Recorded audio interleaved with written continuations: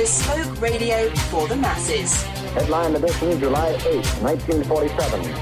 The Army Air Forces has announced that a flying disc has been found and is now in the possession of the Army. If the game is rigged, change the game. Game changer. I occasionally think how quickly our differences worldwide would vanish if we were facing an alien threat from outside this world. This is Fade to Black with your host, Jimmy Church, on the Game Changer Radio Network and KGRA, the Global Radio Alliance. I need your help to get to the year 1985. You're listening to Fade to Black with Jimmy Church on the Game Changer Network.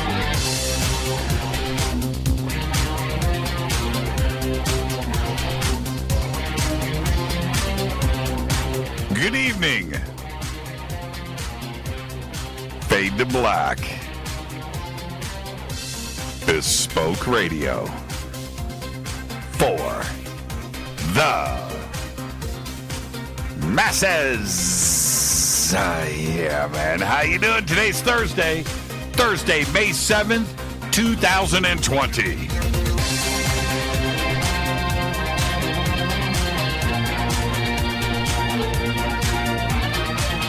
We are live from a bunker somewhere in the middle of beautiful downtown Burbank, California. 128 days into the new year. Only 238 days left.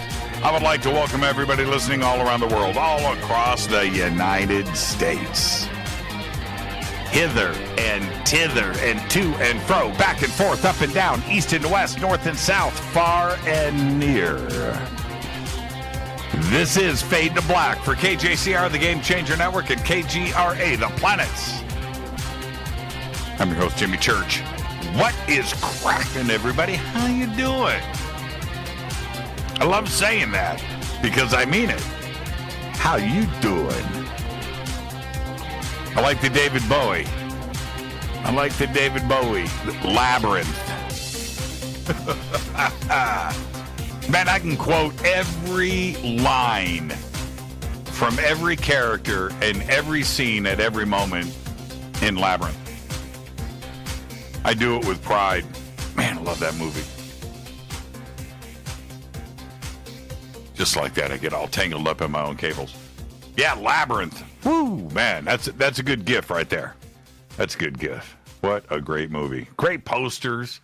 Great DVD, great special features if you've gotten the anniversary DVD, the making of, the music. Oh, man. What a great movie.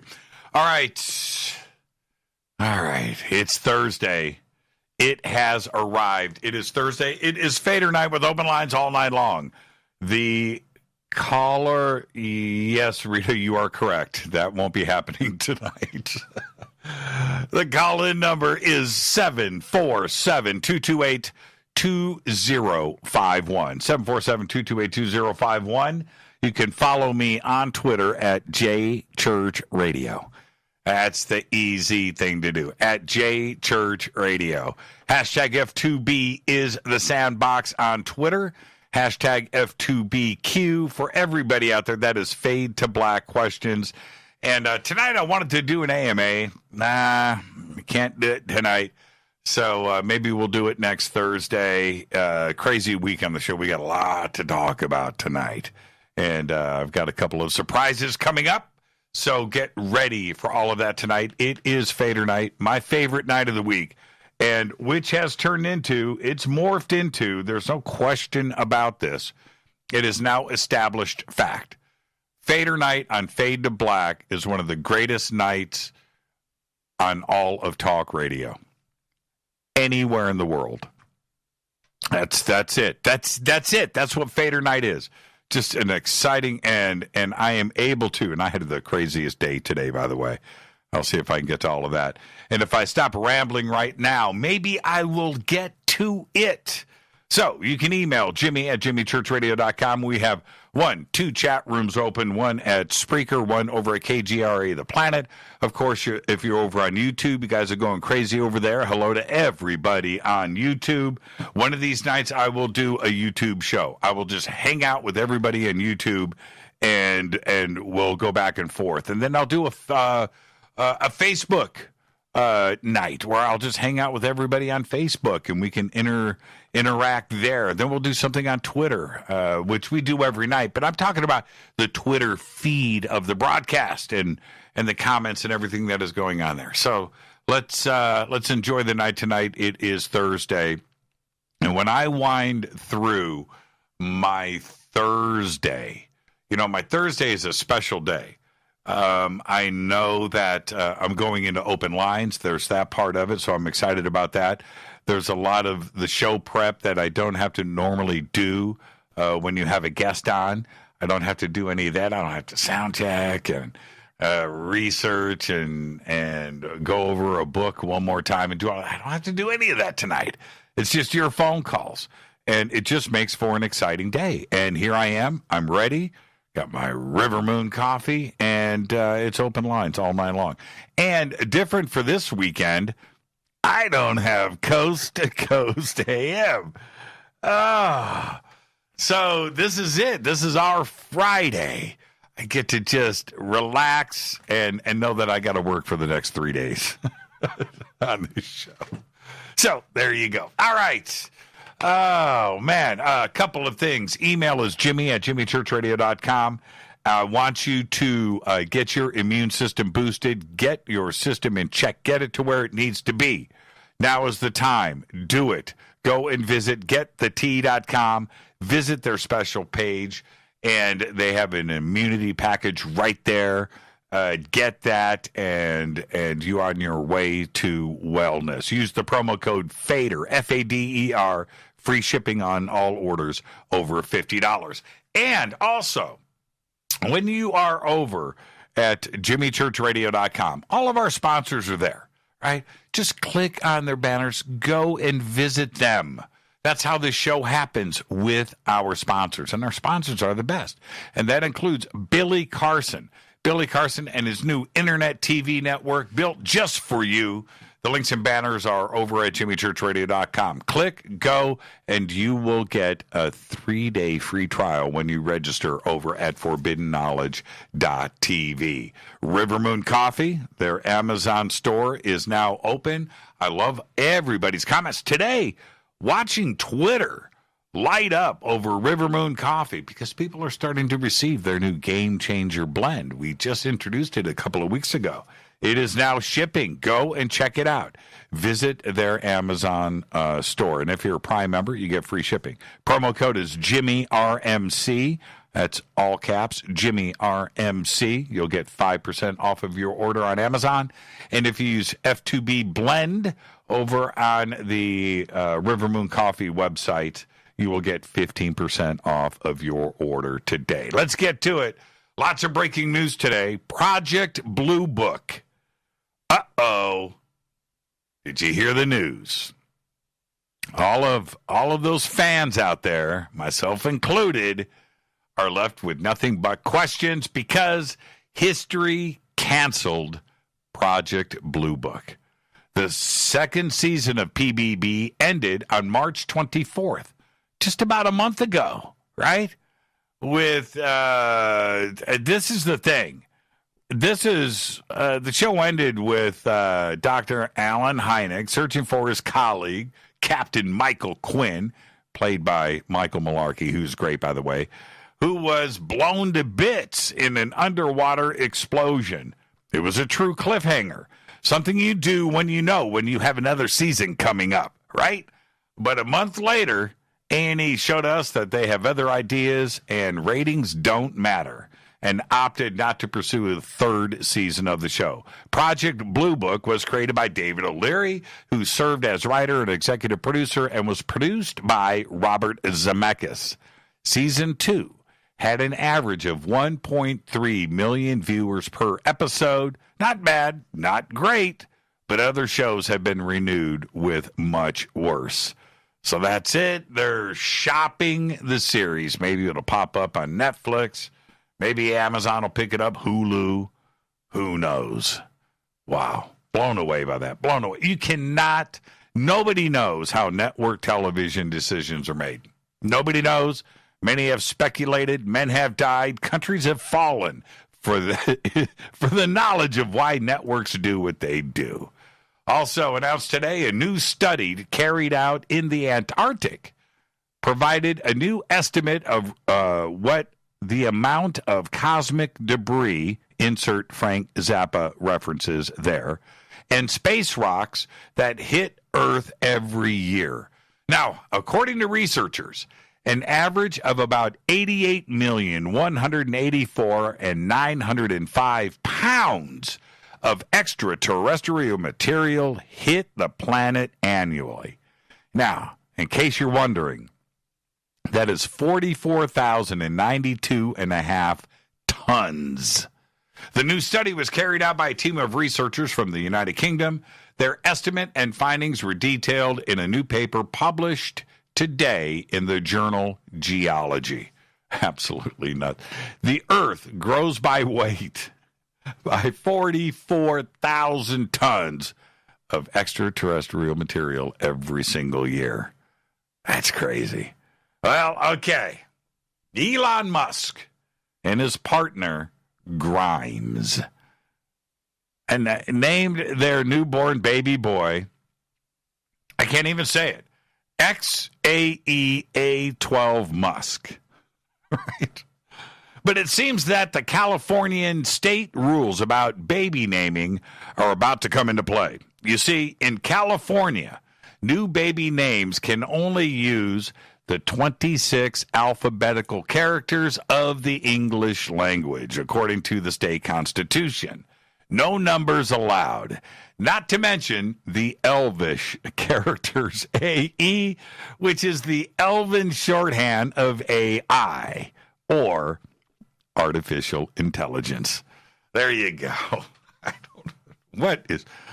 Man, too much money just clouds your thinking.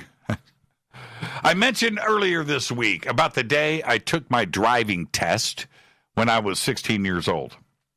And I wanted to go back and just tell you guys what happened. I don't want to leave you hanging. This is what happened. On that morning, my dad was away on a business trip. My brother, Kevin, was upstairs in bed, sleeping. Summer vacation. And I'm going to guess and say he was, well, it doesn't matter, but he's upstairs sleeping.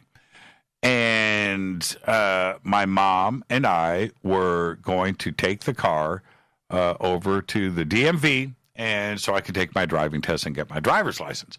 And so my mom had this idea not to start the car in the garage, which is directly underneath my brother's bed, and to put the car in neutral and back it out of the garage and then start it up outside. This was my mom's idea, by the way. So we're pushing. I'm in the driver's seat. I got one foot on the ground, steering wheel, doors open, and I'm backing the car up, and it's going, so all of a sudden it just kind of starts rolling and takes off. And the edge of the door that is open catches the molding on the side of the garage, the wooden molding, and rips it off the house.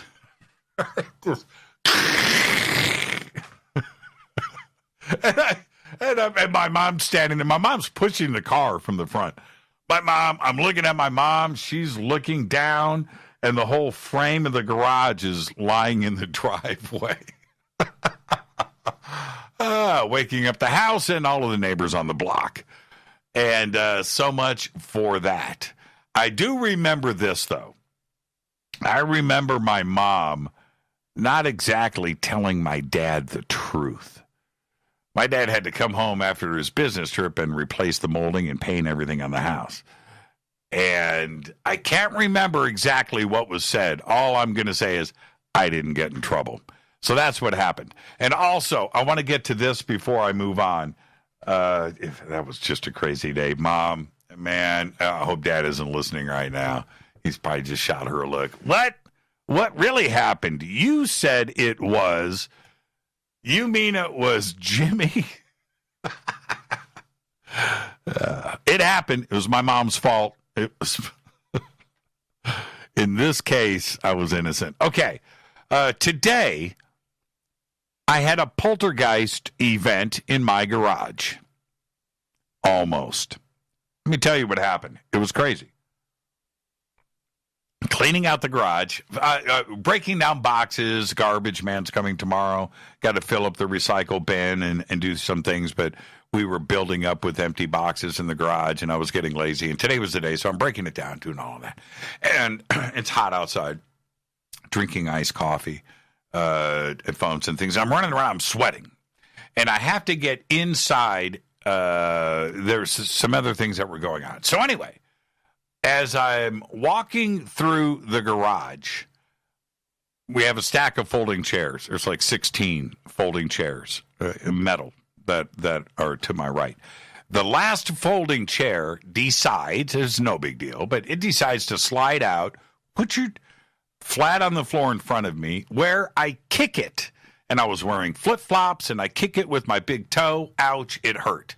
Note to self, pick up the chair and put it back in the thing. And I walked over, and I did some stuff in the other side of the garage, and I'm walking back through to go out front, and I look down, and the folding chair that I had just kicked is now back in place.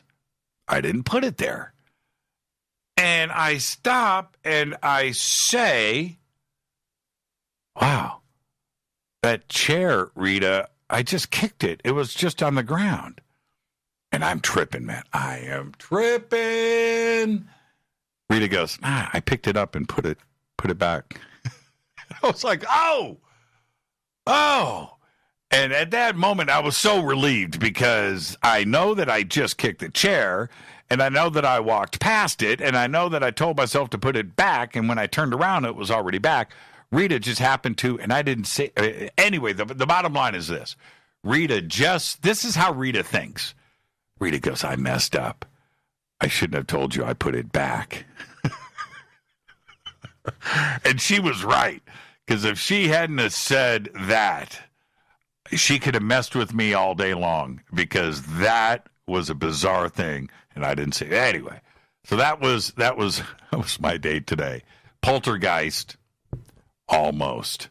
All right, let's move on. Let's get to it. Let's get the show cracking. Happy birthday to today, guitarist Carlos Alomar, the Great, is 69 years old. Of course, played with everybody, but for me, most notably, David Bowie, because he played on a string of David Bowie albums, back-to-back, including Young Americans, Station to Station, Low, Heroes, Scary Monsters.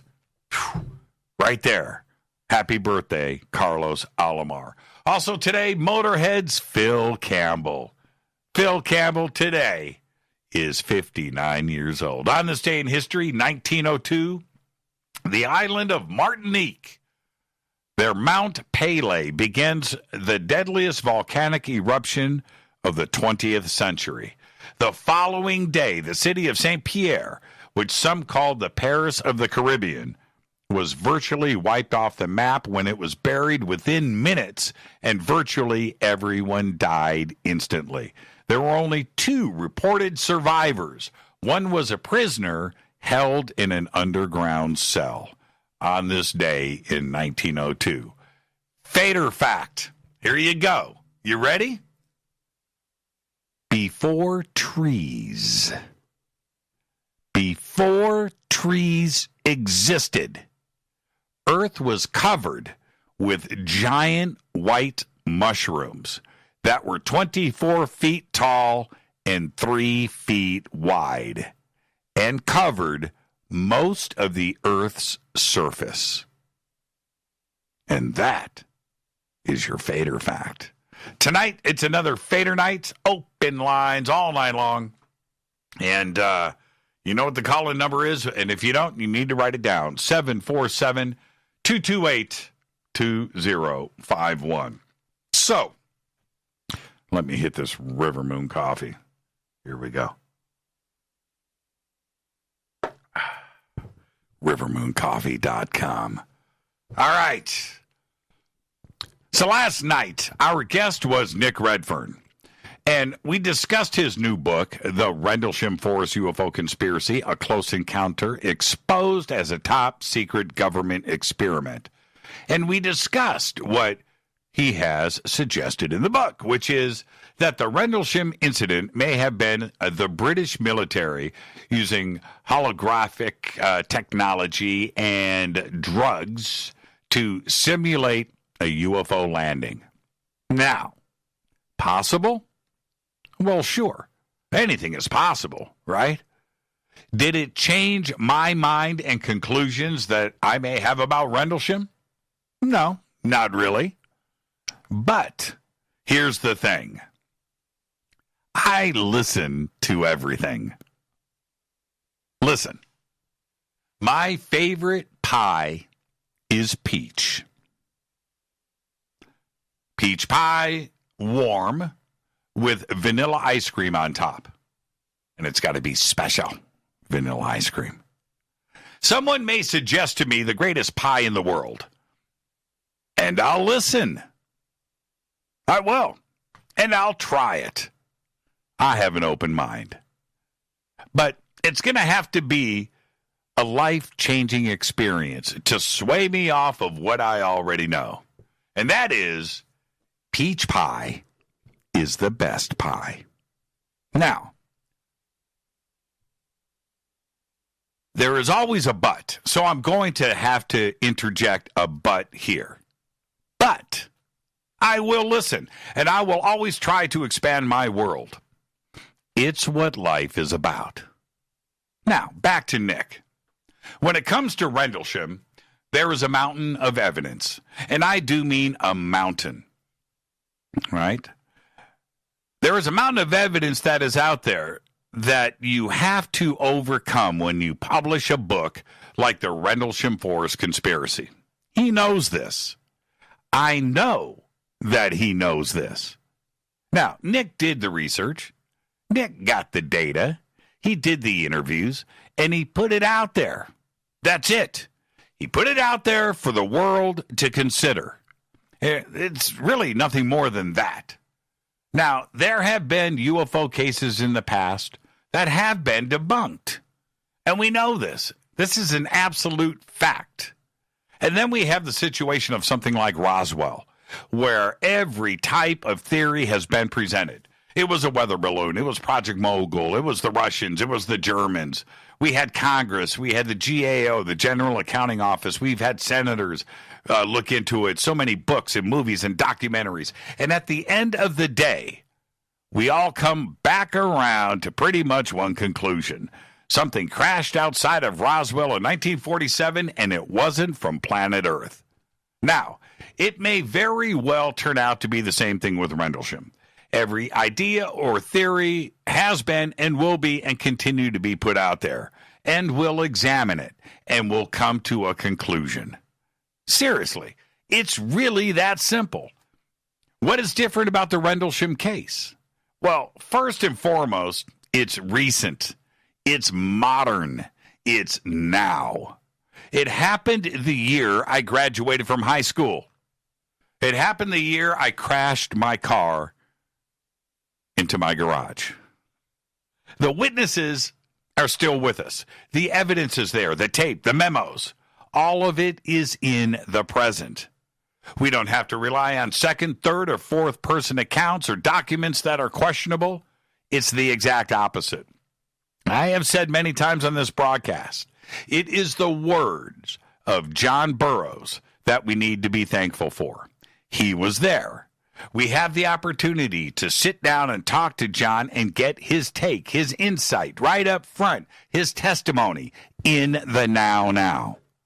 Now, just like with Travis Walton, the ability to have these witnesses with us today to share their experiences is some of the most important things that we have with us so that we can try and figure out what is really going on when it comes to the UFO question and extraterrestrial contact. Now, tonight is Fadernight. Yes, it's open lines all night long.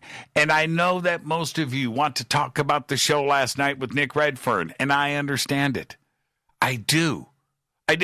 We need to constantly listen to everything. I have changed my mind. I have had my mind changed over the years on different UFO cases, researchers, individuals, witnesses, photographs, videos, books.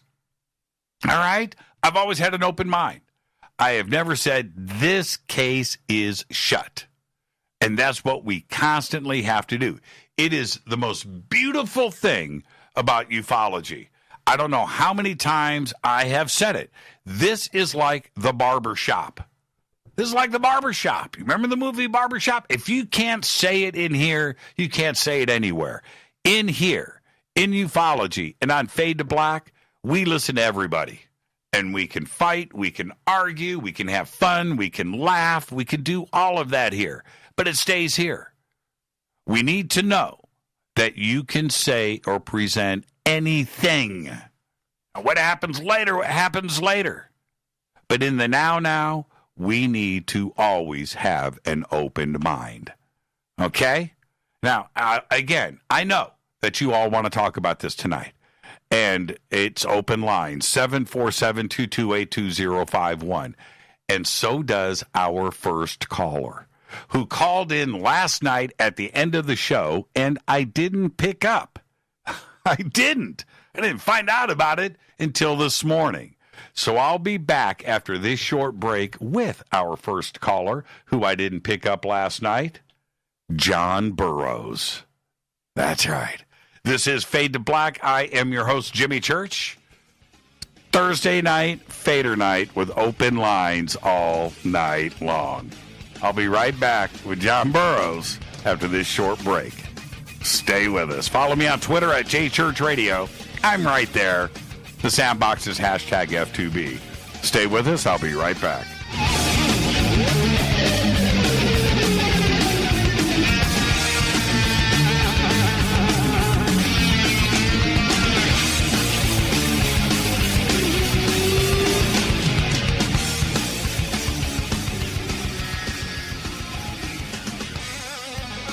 Welcome back, Fade to Black. I am your host, Jimmy Church. Tonight, it's Thursday night. It is Fadernight. Open lines all night long.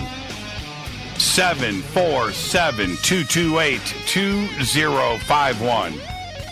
747-228-2051. And look, I see this is going to be a very interesting night.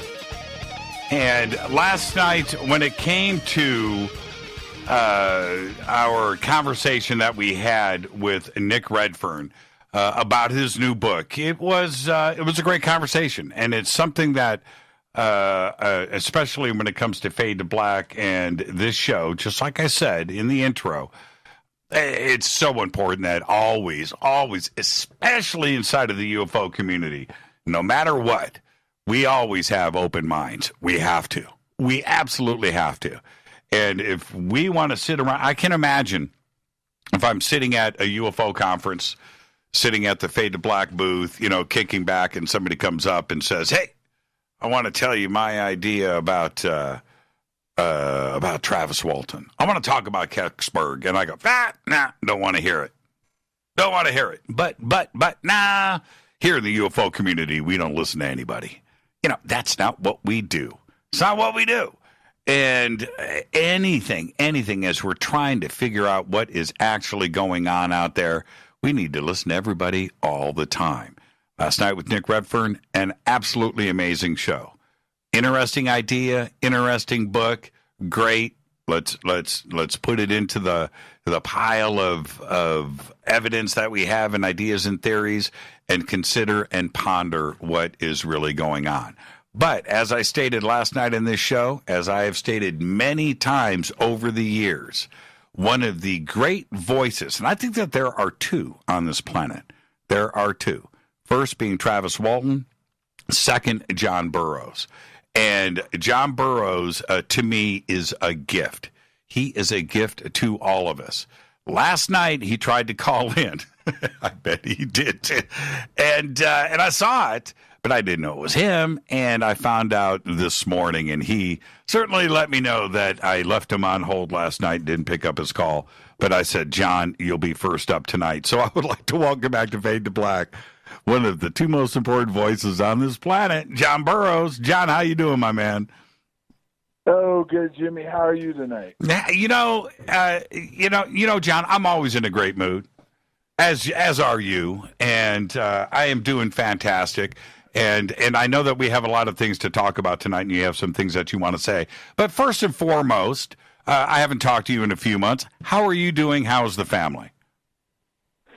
I'm doing good. The whole COVID thing's changed the world, so had to adapt to it somewhat. But other than that, doing well. Well, you're so tall, COVID would take a long time to defeat gravity and get up into your head and lungs. So you've got that going for you. Yeah, that sounds good. Gravity in your world is a whole different thing. So John, I don't know if, before we get started, and also I want everybody to know that this call is unscripted. John and I have not discussed anything at all about Nick's new book. I have no clue, which is a great thing because the show is always open and honest, and I think that having just a conversation between friends is something that the audience will always engage in. So that being said, so the disclaimer is out there, John, for the two of us. Let's actually start here. Have you read Nick's book? No, I haven't, and that's kind of one of the first things I want to clear up, because one of the things Nick said last night was that he, was going to end up being on Kevin Randall's show down the road, and they had talked about it, and Kevin had told him, and I don't know if it's a miscommunications or what, but him and I had talked about his book. Well, the book only came out over the weekend. Now, I have a copy. It's going to be on the way, and I'm going to read it, but I haven't had the opportunity to read it. So did Kevin Randalls and I talk about technology being involved? Yes. That was a few months ago when I did his show, but we never discussed Nick's book. It's kind of hard to do that when you haven't had the opportunity to read it. So. Right. Fair enough. Okay. But you did listen to the show last night, and I assumed, yes, I did. I assumed that that most of the players involved in Rendlesham, knowing that this book was out, Nick was going to be on Fade to Black, that pretty much everybody was going to be listening tonight or last night to see what Nick had to say, and certainly you were out there and you were listening. Right. You were compelled to call into the show last night. I'm kind of glad that you didn't, because we wouldn't have had the time to talk last night. Or I should say, I'm kind of glad that I didn't pick up your call, right? Because it would have been very limited time. But we can do what we want right now. You were compelled to call in, and I'm going to have to say why. Well, because I wanted to kind of say this. Nick, over the years when we did Phenomenal Radio, we've had him on. He does a good job of research, and he puts 2 or 3, maybe more books a year, and he's really involved in the community. But what I was wanting to call in about last night was, hopefully, you don't usually allow somebody to call in during the guest and ask questions, but I really wanted to learn more about, because I haven't read the book, about how he came to this conclusion, and he did talk about that somewhat in the interview. But the idea that technology was involved is not wrong. It's just I'm not so sure that what he put out is exactly the way it went down, based on a lot of research I've done, been involved with some of the people inside the intelligence agencies and everything else that I've had the privy meeting with and talking to, and another guy I've been working with on research. And what I was also concerned about, and you've read his book, was how much in his book does he back up with really good documentation? Documents that have been declassified that can back up what he said. Well, I think that will always be, and I want everybody to go and read the book for themselves and draw their own conclusions. And although my opinion to me doesn't matter about this, I'll say this: after reading the book, I think that he did a pretty good amount of research, and he did go back and contact many players, of which, John, quite frankly, I didn't know anything about. And so I thought that he did put in the time. Did it change my mind on Rendlesham? No, it didn't. But I look at things always differently. I constantly want to learn. That's me. I constantly want to learn. I want my mind changed. I don't want to stay stagnant. You know what I mean? And his book gave me something to think about. But there is so much out there when it comes to Rendlesham, information that I've gotten from you directly on and off of the air. And the other stuff that is out there, I don't think any one Rendlesham book that has been published tells the whole story. I think that there are a lot of things that have been put out about Rendlesham that are completely off of the mark and not even close to being, part of the real truth. There's that element too, and we are forced to constantly filter. You were there. And there are things, even though you're a witness, John, you're the first one to admit that you don't know everything, and you only know singularly what you witnessed and who you communicated with. And you've told me that many times. Hey, man, I only know what I know, right? Right. So, but where I was going to go with Nick is that I really want to read the book. And because some of the stuff he brought up has been addressed before, he brought up one of the early researchers that did a lot of work that was way ahead of her time. And what I mean by ahead of her time was she was already on the trail of technology. This was way back in the early 80s.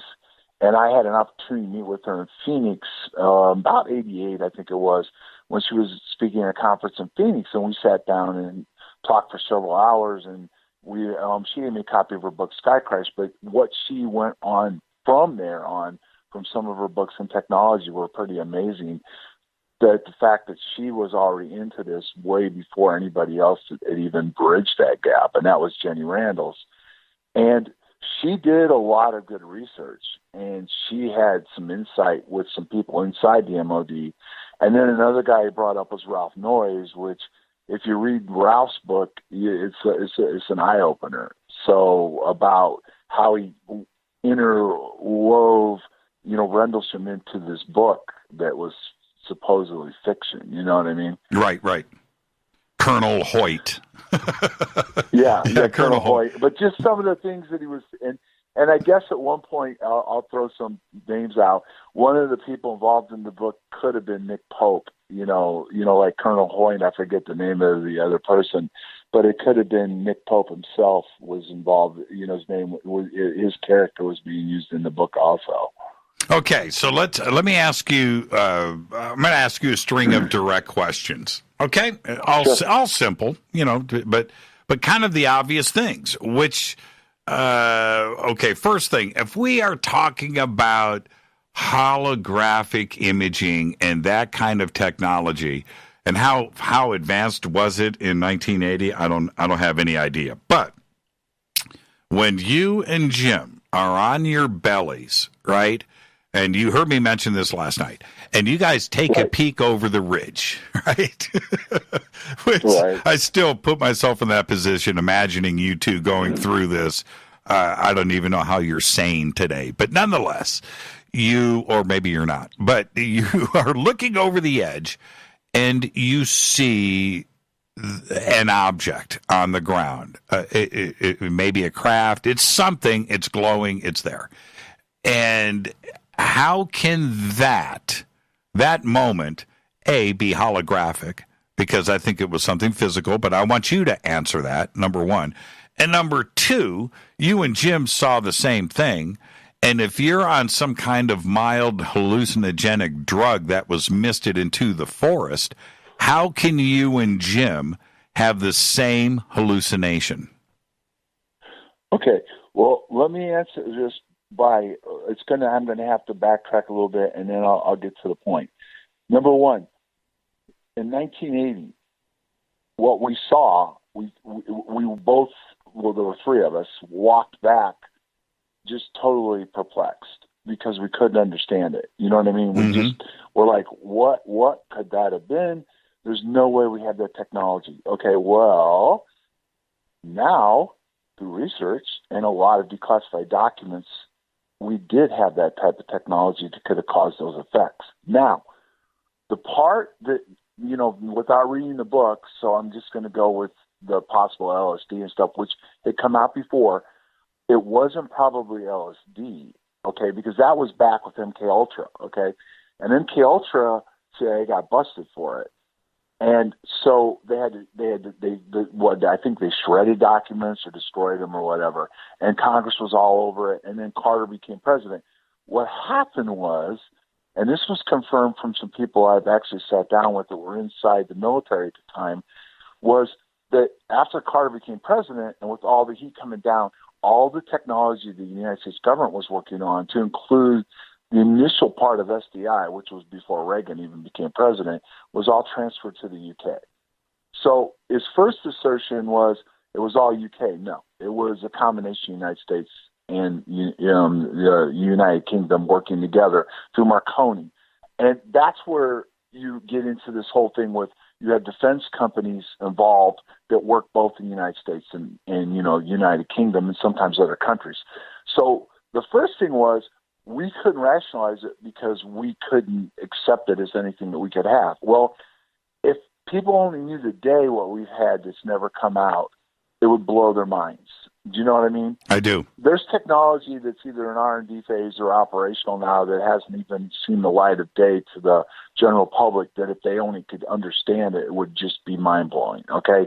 Never mind the fact that at that time I was, just in the Air Force, 20 years old, and I just couldn't accept it. But there's been more than enough information now that through research and hardcore declassified government documents, not, some blog saying this is what they think it is, but really good documents to support what was really going on in 1980, with inside UK and American government and technology-wise. Now, the LSD part isn't probably what hit us. Now, you have to go to Condyne, which you've heard me talk about before. Mm-hmm. And if you go into the report, it talks about frequencies, how it alters your perception, your mind, how the phenomenon itself could do it, okay?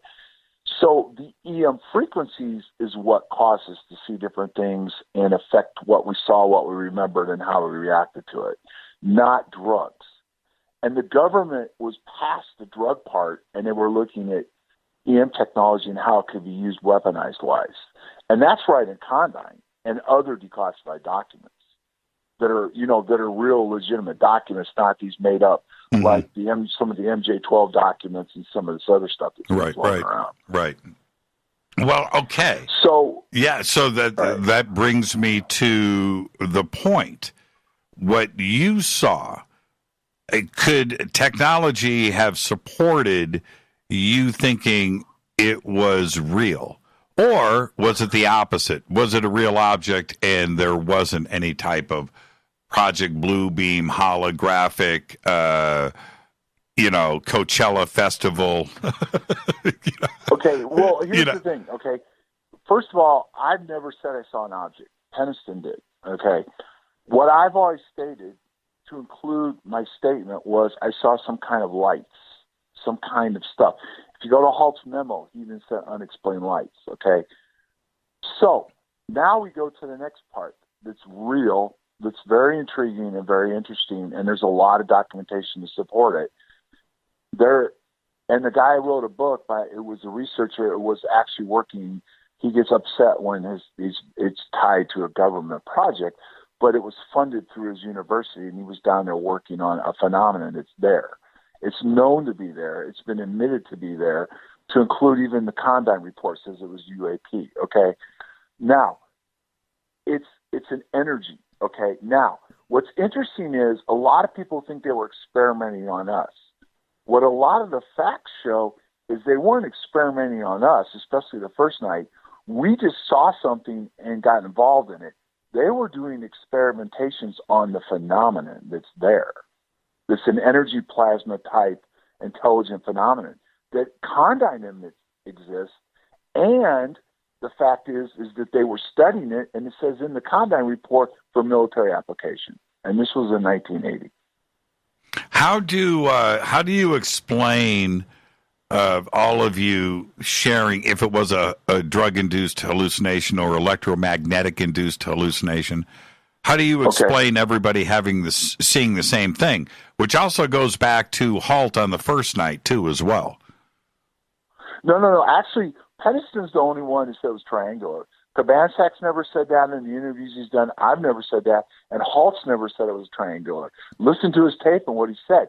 Right. He said it was like lights and eyes winking at you, right, which was different than what Peniston said he saw. Now, when it comes to Peniston, he's early on said certain things that he stood by through the years. There's been other things he's added to it and changed. But there was the initial thing of about certain things that he took place even in his earliest interviews. Okay, so here's where it gets very interesting, Jimmy, okay? And it involves some of why I think I was visited by certain people, including Dr. Green and all that. I did the hypnosis. Did we ever talk about this on the air in 1988? No, we've talked about it off of the air. Okay. I went under a hypnosis session in 1988. And the reason why I did it was, you remember this show that was going to come out, UFO Cover Up Live? That's right. I was invited to go on the show. And the executive producer, Kurt Brubaker, who's the guy that's deep in technology, which if you start looking at him, it starts to explain some of what went on. He brought me out to L.A., and I interviewed with the producer, and I forget his name now, but he was, one of the bigger guys trying to run this whole thing with UFOs are going to be exposed. Doty and all those guys were involved in it. And so we met for lunch, and I don't know if you remember the name Spagos, but we were at Spagos. They were trying to make a big deal that we were in there. It was hard to get in there. You're dating yourself now. Yeah, but I'm just saying it was hilarious. Right. They were trying to impress me, and I caught him trying to record me. His assistant was trying to record me, and I challenged him on that. And we didn't get along very well. So after the meeting, Brubaker took me back to his house in Beverly Hills and said, you know what, I don't really want you on this show, but I want to do a lot more research into your case, and I want to do something more deep involving Rendlesham. I'm like, okay, we have a problem here, John, because you can't remember what happened to you both times you got close to it. Let's put you under hypnosis. So I brought in a professional guy that was a police officer, and at the time I didn't give all the facts until after the hypnosis took place.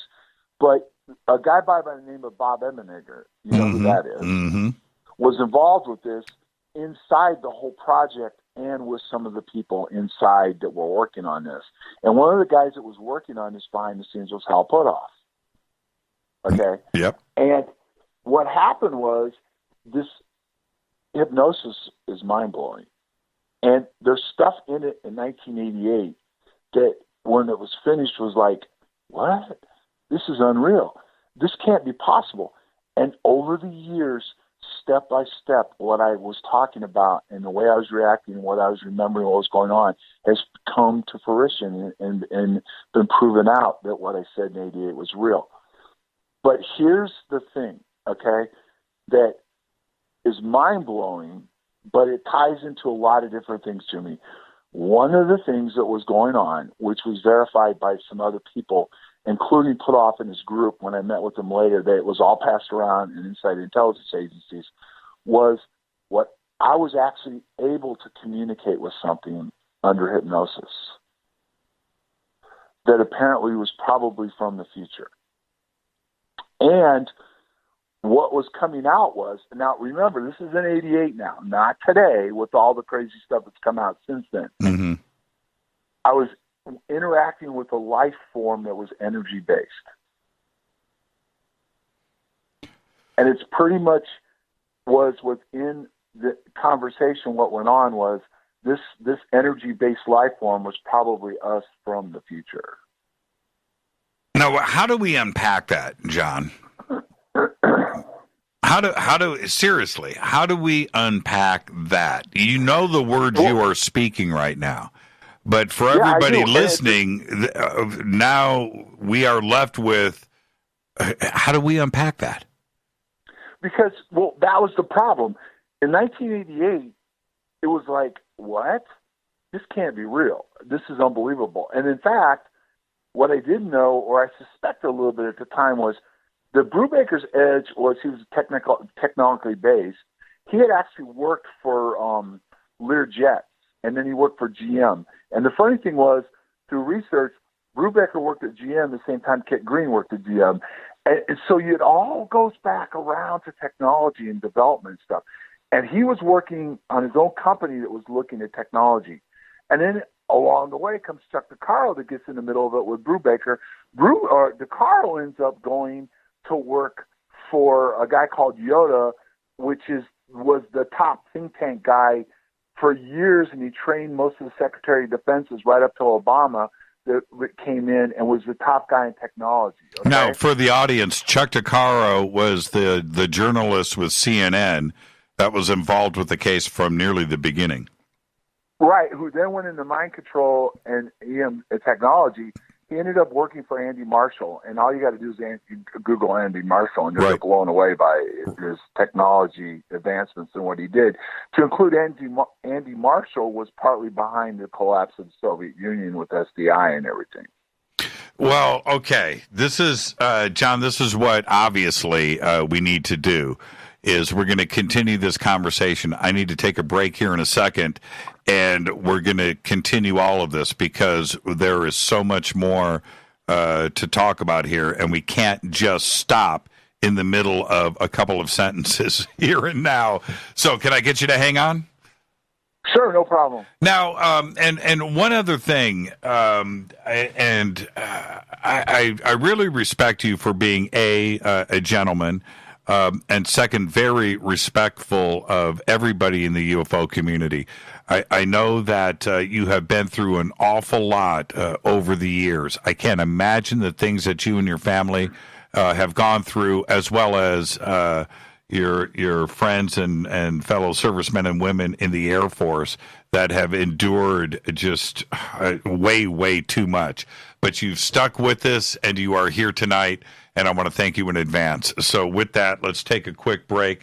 Our community respects you so much, John. So stay right there. John Burroughs, surprise caller last night and today.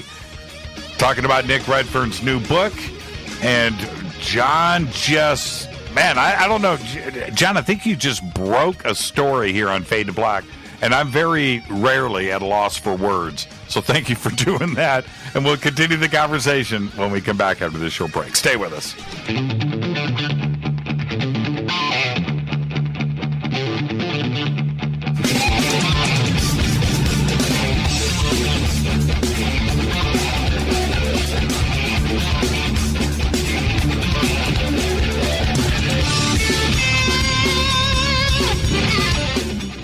Welcome back, Fade to Black. I'm your host, Jimmy Church. It is Thursday night. It is Fadernight.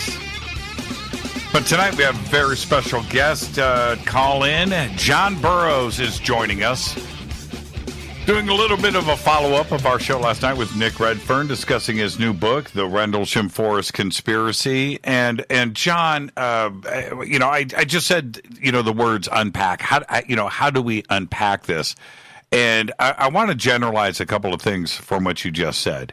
And that is, and I'm going to follow up with Peniston, which is this. It sounds like you are suggesting that Nick Redfern may be onto something, and that historically these things have been referenced in the past.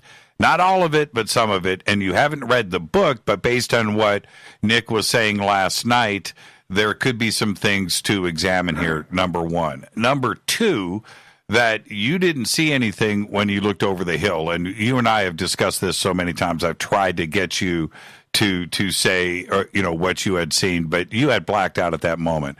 So that is a great clarification. And then the third thing is that there may be some type of paranormal, interdimensional communication or witnessing with something from the future, not necessarily extraterrestrial, which leads me to Peniston, which is something that he's been very public about over the years. Is that where we are at right now before we move on? Yeah.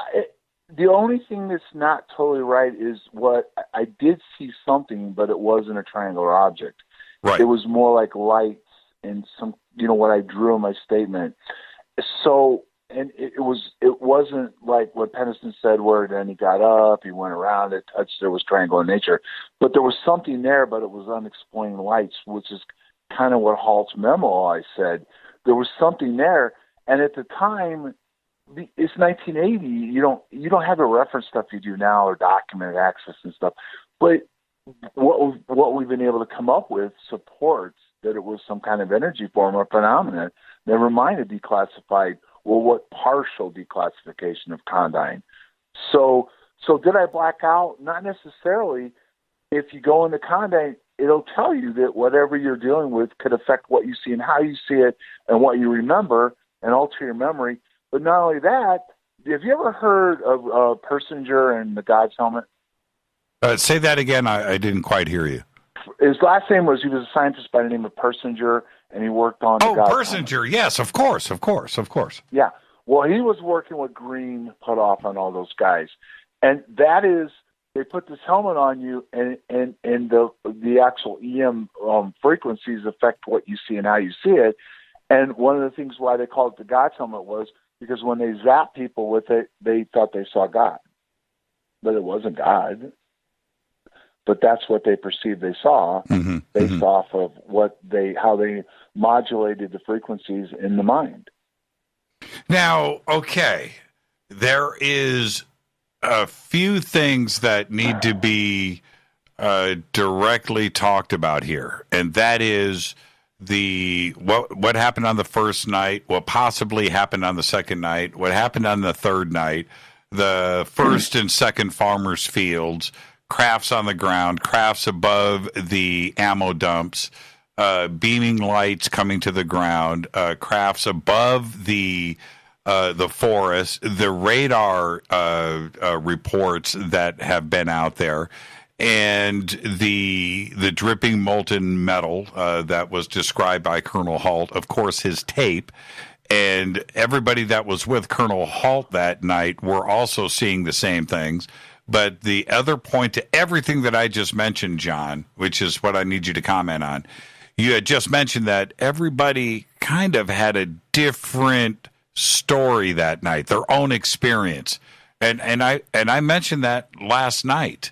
And that is something that we're all trying to figure out. We know something happened in the woods.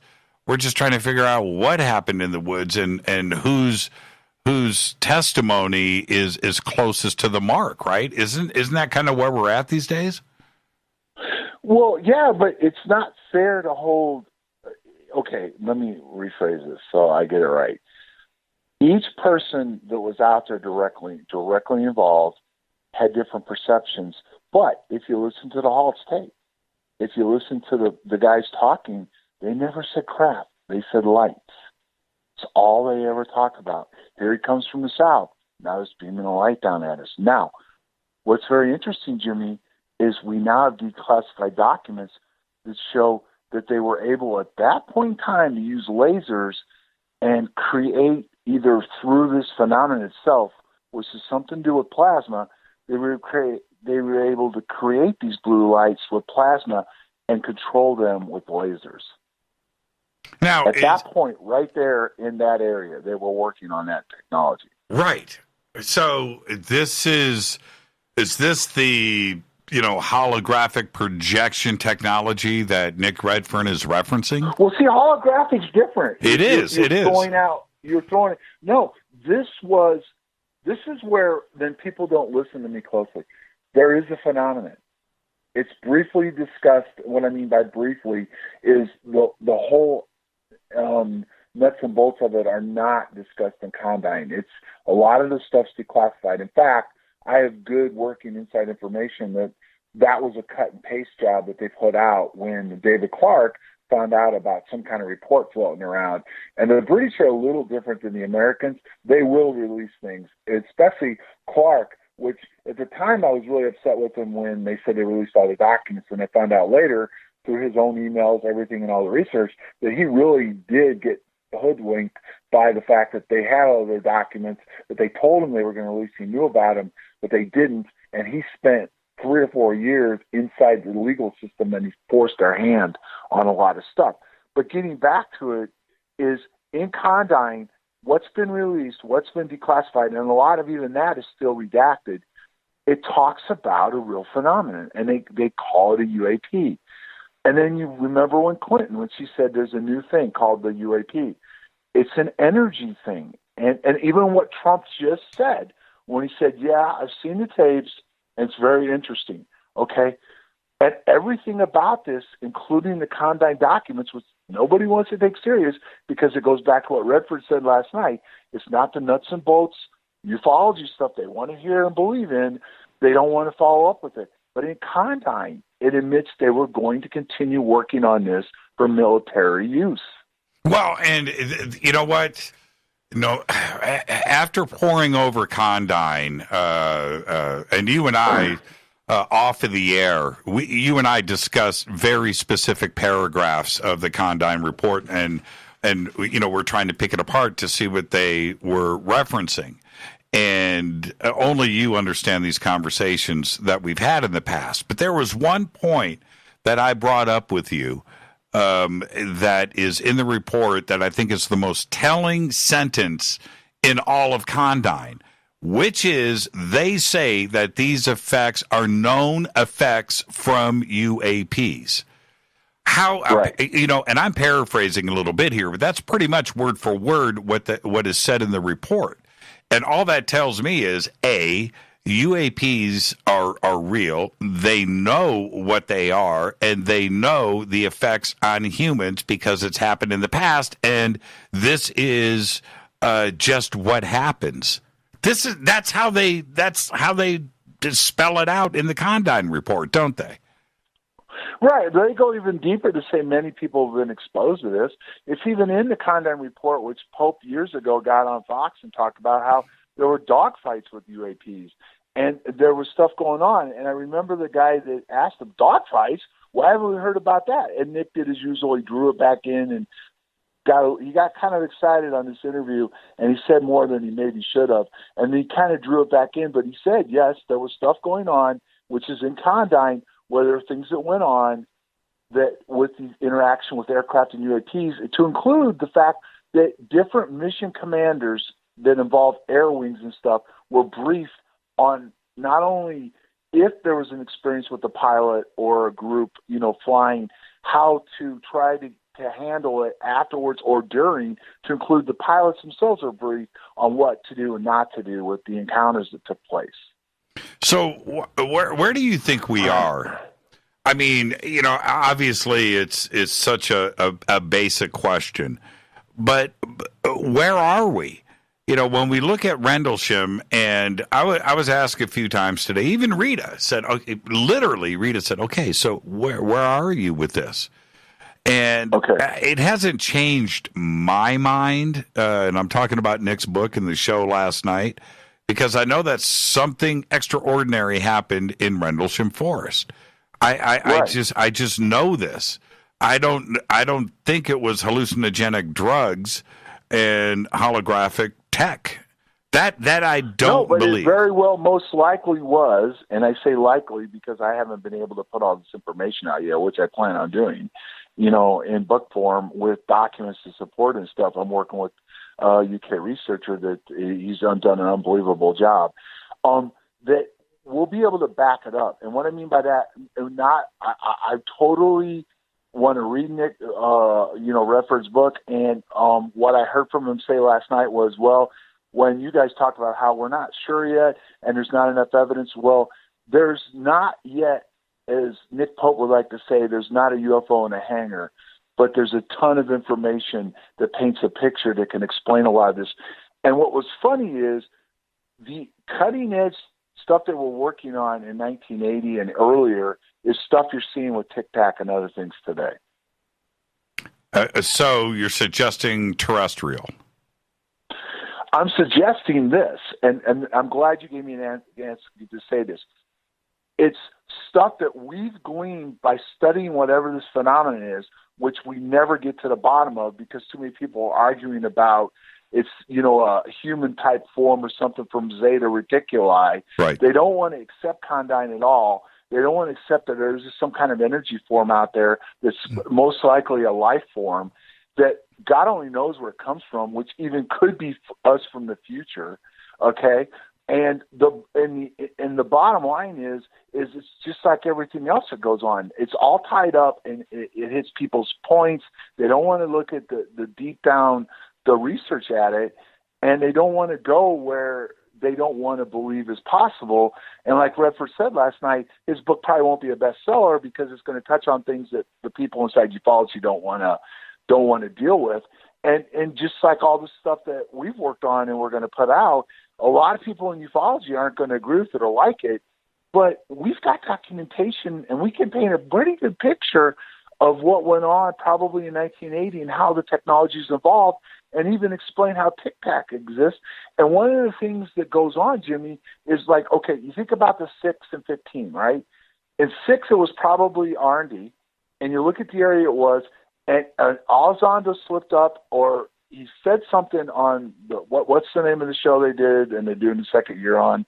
Unidentified or something. Yeah, unidentified. Right. There was one of the episodes, it was episode 3 or 4, where he said, he went, as they were going to the break, he said, there's radars and stuff down there in that general direction that could have played a part in it. They broke, and he never came back and talked about it. Because here's the thing.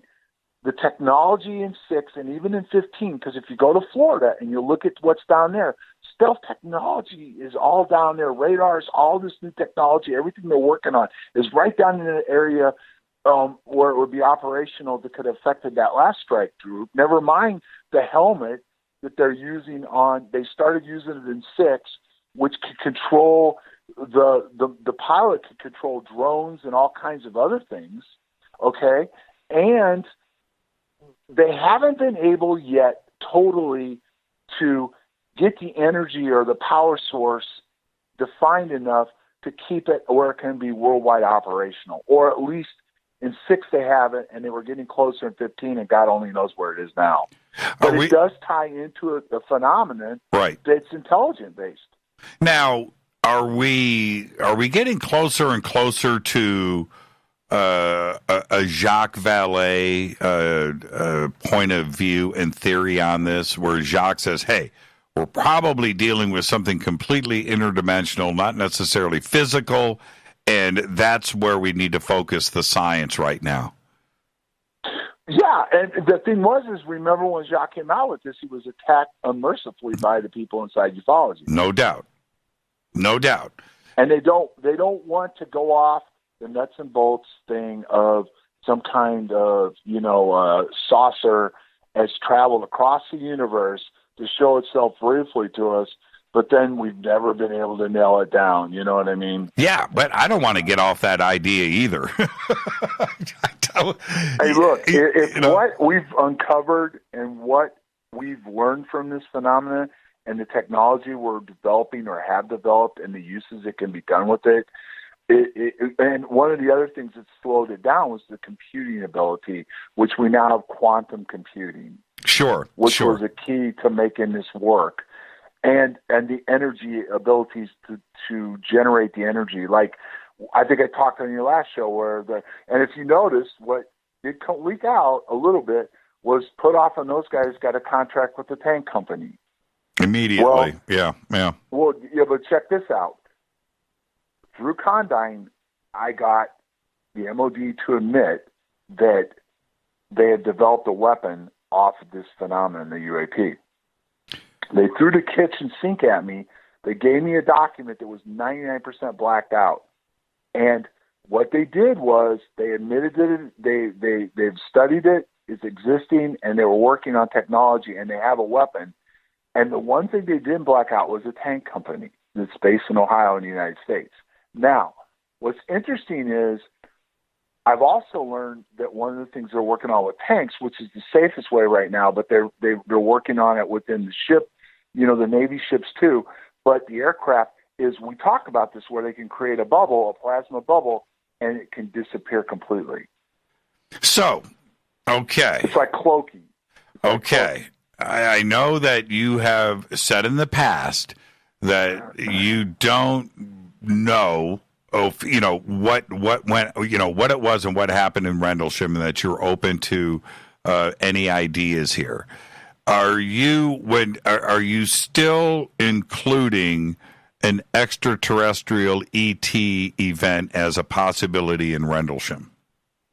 I'm concluding the fact that there was a UAP, whatever a UAP is, was involved.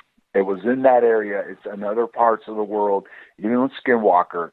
And the fact is that the government is aware of it, they understand it, and they're studying it, and they're utilizing it. And our technology that we're developing from it is coming from whatever a UAP is. But the bottom line is, I can't tell you 100% what a UAP is yet, but I can tell you and show you, and I will here eventually with this great researcher, give a very good picture of where our technology was right before our incident, what we probably were involved with, and how it's evolved over the years, to include why would the government say I wasn't in when this took place? Why are my records still classified? Why did the Department of Justice have to get involved in all this? Why did the CIA guy show up that's a doctor show up? And the one other thing I didn't tell you about was with the Carl and this guy.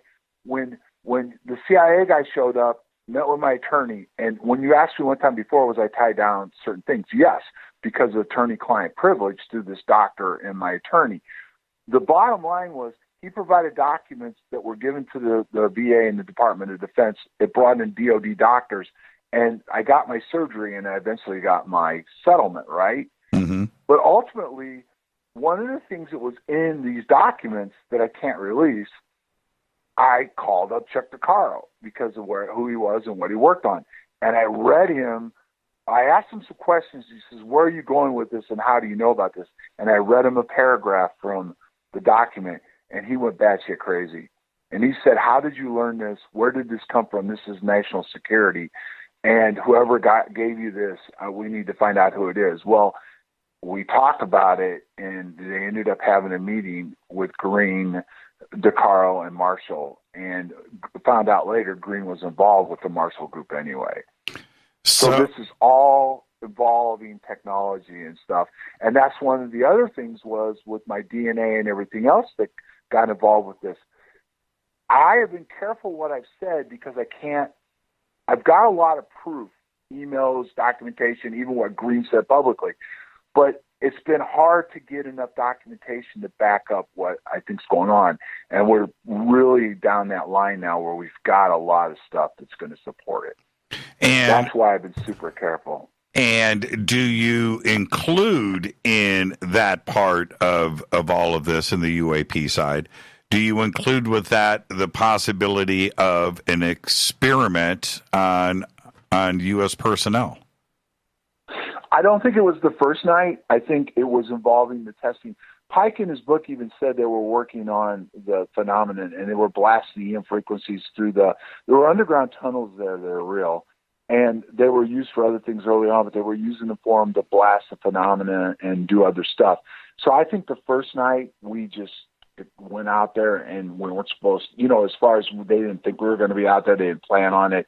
But then I do think probably, if not night 2, night 3 was more of probably, well, it's the cat's out of the bag, and now we're going to have to, we're going to have to wrap this up some way, and we're going to have to figure it out more.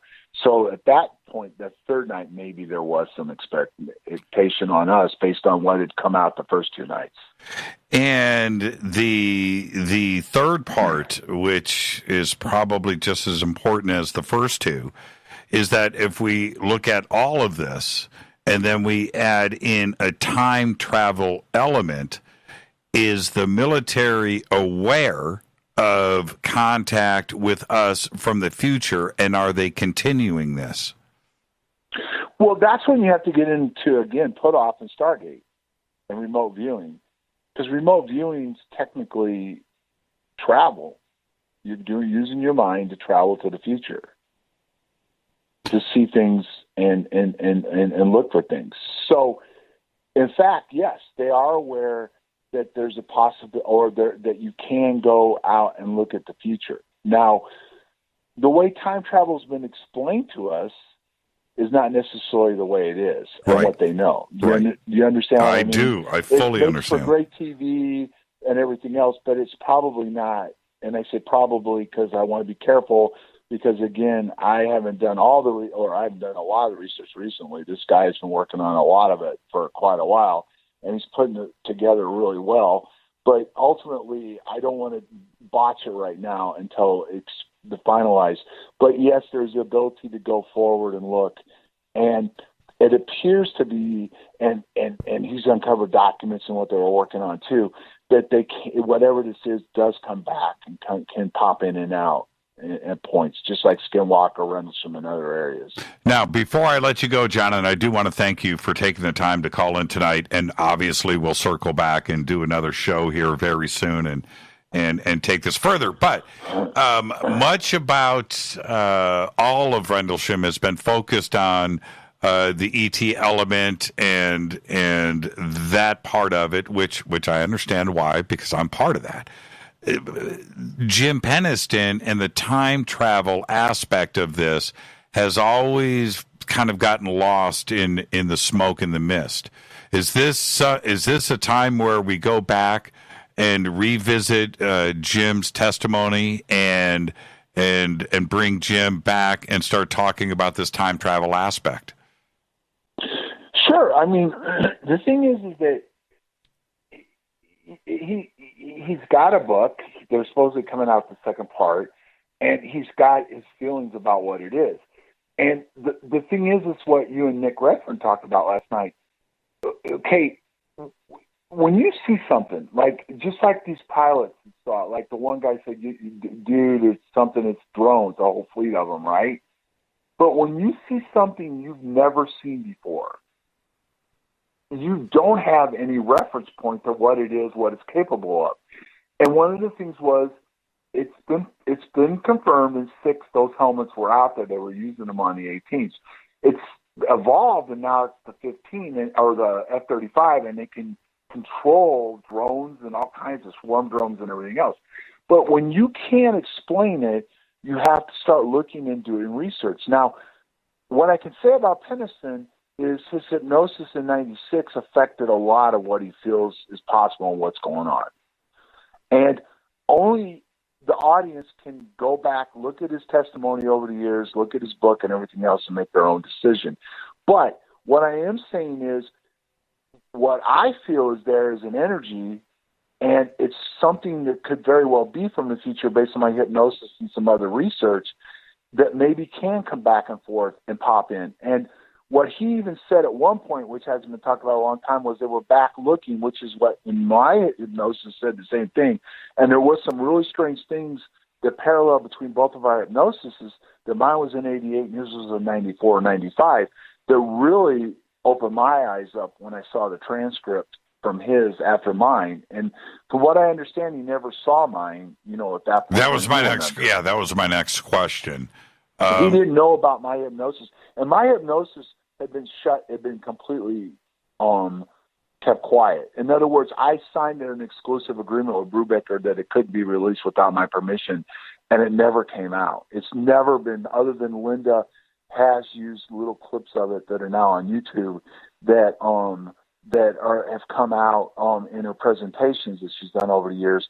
And one of the things that's pretty moving is, if you see it, if it's still up there, is when the guy says, "Look at the life form," or what is the blue light, and it comes back, it's the life form.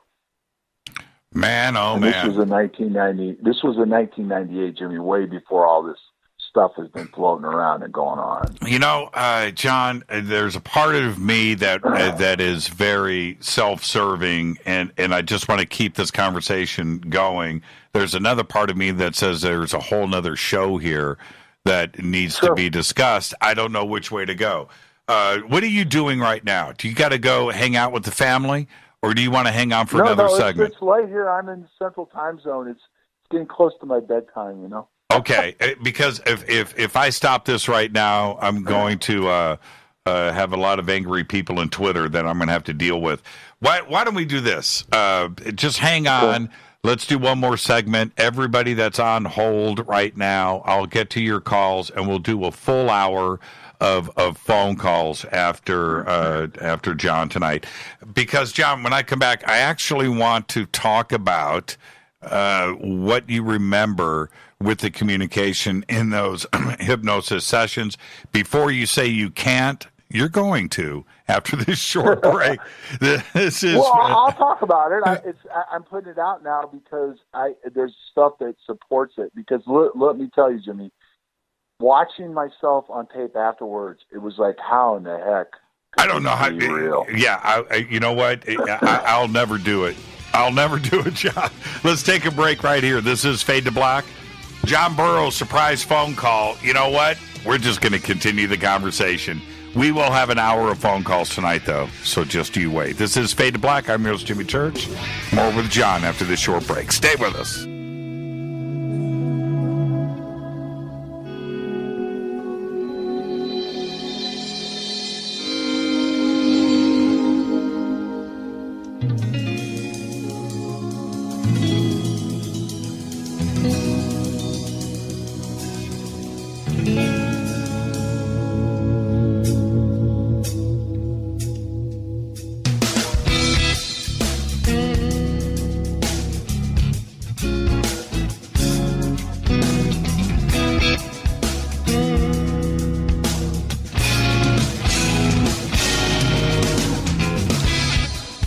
Welcome back.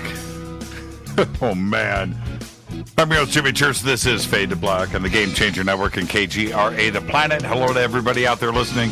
And I know that everybody was expecting a Fadernight tonight. So was I, right? Open lines all night long. But when we get the opportunity to speak with John Burroughs like this on a very important night, we're going to take advantage of that. So, John, again, thank you for taking the time. And none of this would have happened if I hadn't caught your private message to me 24 hours late. Right? That's the funny part about all of this. Now, I wanted to ask you really quick. I don't want to spend too much time on this, but were you surprised about the news today about Project Blue Book being canceled for season 3? Well, I mean, I haven't really looked at it that closely, but the numbers I was watching your intro tonight, the numbers that they're putting out were equivalent to what, Ancient Aliens draws, and even that, the show that we talk about that History's producing now with Lou Elizondo in it. I mean, the only thing I could think of is that the numbers weren't high enough to support the actors, where, as Ancient Aliens and stuff is no so much labor intense. That would be the only reason why maybe it's not making enough money. I mean, I just don't know. I mean, you'd have to really ask them why. I mean, I don't know. I don't know either. I'm perplexed. I just started to get into my stride, with the show, where I started to put away the historical inaccuracies and just enjoy it as something that was fun to watch. And I was starting to get into it. And then they end season 2 on a cliffhanger like that, and then a month later to get canceled. Yeah, it's a bit surprising. Yeah, I don't know. I mean, again, it's just no different than anything else. What did Trump tell Tucker Carlson this summer? We've got great pilots. He believes they saw something, but it's not from an alien type of thing. And then he kind of does a reverse, in his last thing when he came out, it's very interesting, and it needs to be looked into further. So what does that mean? You know what I mean? Where is this going? Yeah. These are very interesting times for sure. Just like you dropping the bombshell in the last segment about the possibility of time travelers and you found out through hypnosis that you may have actually had direct communication. Now, when you say something like that, and you've gone back and watched and reviewed the transcripts of this, when you say communication, what went down? Well, when I went under, it was this whole thing is strange because at the time I didn't know Emanator was involved in all this other stuff, and the working group behind it was pretty intense with technology and everything else. It seemed like I was a little suspicious, being that I was a cop and everything else, because it just didn't add up. But at the time, I didn't realize the heavy hitters were behind, and some of them I didn't find about till years later. But ultimately, he tried to put me under, and he couldn't. Then he did something really strange. It's right on tape, and only maybe a handful of people have ever seen this. But he came and he ran his hand across the top of the bridge of my head and back across. And when he did that, I went under just like that. So it was easy. After he did that technique, whatever it was. Right. And I've never been able to explain what he did. But the point being was that he was able to put me under pretty easily then, but he couldn't at first the normal way, but he did something else that he knew about that he did, and I went under. So we started going through what happened. And as we got to a certain point, he kind of went off script. And what I mean by off script was you normally would want just to talk about what you remember, what you saw, right? Well, we got to the part where I met with Halt on the third night, and Halt said they were over us, they were communicating with us, and everything else. This comes out of my hypnosis. And he says, see if you can talk to whatever, the lights or whatever. And all of a sudden, I started talking to the lights. I started communicating real time with whatever this was. What? Man, how do I even ask a question right now, John? I don't even know where to go with this. Were you, if you're communicating, that means you are hearing something, right? Right. I actually changed. My whole personality changed, and there was a conversation taking place. And you know how I can be kind of argumentative and disagree? A little bit. There was things that he was trying to interject that whatever was going on was saying, nope, not possible, not real, not possible, didn't happen. No, you're wrong. This isn't this. This is the way it is. That's the way it was. And I've had it evaluated by somebody in the hypnosis field that was certified in hypnosis therapy and everything else. It's very reputable. And they clearly said that they very rarely have ever seen anything like this. Like what they saw going on was just kind of like, what? How is that even possible? Did you get It appears. Did you get any data? You know, what time, when from the future, who they were, why were they here? Were there, anything, any, like facts? Okay, here's what, it didn't come out, like how far they were from and all that. What was interesting is they got really, really worked up. I was able to talk about, I'll just go ahead and say a couple things that at the time was a joke, but what this life form was involved with Mars and the moon. And you know how back then it was the man in the moon and all that other stuff. Mm-hmm. Well, now they're coming out with all this stuff about Mars and the moon. But it went into a little bit of detail of why they were there, what they were doing. And then this was a couple of the really strange things that happened. Okay. One of the things they said was they were back looking at us now because they feel that what they are is what we were before, and they've evolved to this, and that they're looking at all this. And then one of the things that was implied was, and this is where it gets really freaky, Jimmy, that I've had to live with, two things. One, they'll be back for us, or for me. They said they'd be back for me eventually. But the other thing was I very well could have been talking.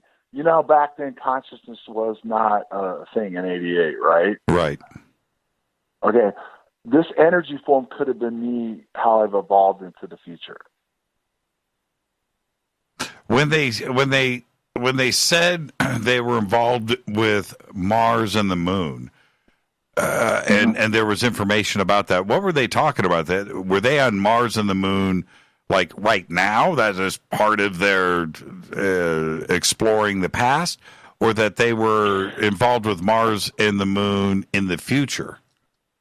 Well, he didn't ask a lot about that, but it seems to be, and I haven't looked at the tape for a while, they were implying there was a civilization there, at least at one point, on Mars. In the past? In the past, yes. And it was them? Yes. They had evolved. Whatever this was had evolved to this life form. And like I said, in the one clip, when he says, now look at the lights, and what is it? It's the life form. So what I'm getting at is this was back in '88 now, not today's with all the consciousness stuff and all this other stuff. This was a guy that had been in the Air Force, didn't know how to deal with what was going on, was not a reader, didn't have the internet back then and all that other stuff, and all this craziness comes out. Now, at the time, it was like, wow, it's just like so many things that have happened. But then you start researching and things start evolving, and then you start to be able to paint a picture and a pattern of documents and researching what was going on. You know what I mean? I do. And you have to ask the question, why you? It sounds like this this energy being, let's just go with that. It's, I don't want to say right. Blue light, but this energy being specifically said that either they were there for you or they were going to come back. Is it suggesting they said that they would be back for me? Right. Was that because, John, was that because your meeting of them in Rendlesham that night was by chance? That was by accident? Or they knew that you were going to be there in the forest that night because they were from the future and now they're back to finish what, you know what I mean? And that they weren't. Yeah, I know. And unfortunately, a lot of that wasn't covered to even include what I could try to remember when I got close to it, what I really saw, because it got into that. And eventually, It was like I lost interest. Whatever it was, lost interest in the hypnosis guy, and it just shut down. And then, so Linda Moldenhau saw the tape and was blown away by it. And she wanted to do some follow-up stuff because she felt there was a lot of stuff missed. You know, like Linda is. She always looks at stuff and says, well, this should have been asked, this should have been done. Right. So we got she got involved with somebody in Arizona that was out through Stanford University. She got this person's name, and I went under hypnosis with this particular person. Now, something was blocking me at that point, other than a very few strange things, and she's released a couple of clips. At one point, in one of the clips, it shows me almost levitating off the couch, and she wanted me to go down this tunnel that appeared and contact the blue lights. And I go into it, I can't, and I'm shaking, my whole body's shaking, and I'm lifting almost like off the couch. And so something was blocking me from going any further on what it was and everything else. Why you? That's never, okay, I don't know. I don't know, but according to, like, why have all these different people showed up in my life that I can prove? Why the DNA testing? Why does it show some anomalies that are just mind-blowing, but I have the proof that they're there? Why have these people shown interest in me? Why did they put me under hypnosis? Why are they interested in all of this? I can never get a straight answer from them. I mean, it's just like with Kid Green. He's very coy at everything. And one of the things, I'll give you an example of Kid Green. He'll say he's now under the assumption that the majority of what people are seeing is from here, right? Mm-hmm. But he won't elaborate, and he leaves it open He doesn't elaborate how we got the technology and everything else. He's just saying what you are seeing is our own Delta technology. But where did we learn and glean and get this technology from? What I find interesting about this is that Kit Green seems to have been in the middle of the craziest elements of everything, not just ufology, right? It's right. SRI, it's crash retrievals, it's the Wilson document, the alien autopsy film, now TTSA, John Burroughs and Rendlesham. Kit Green seems to be everywhere where these stories are the most intriguing, and I can't quite figure that out. Well, I can kind of explain that to you. Sure. His job, and he got an award for something that it's been somewhat explained, but he got more than one award from the president. He actually, it's been proven he briefed presidents on this. He worked at the Weird Desk, but he was involved with that little part of it. But his main job was Soviet technology and what they were working on and how they were developing. And in that time frame that he was working with the CIA before he left them, he became a contractor for more than one intelligence agency. It was like all three of them. He was studying and involved with all their technology, and they were working on mind control, MK Ultra, remote viewing, all this stuff.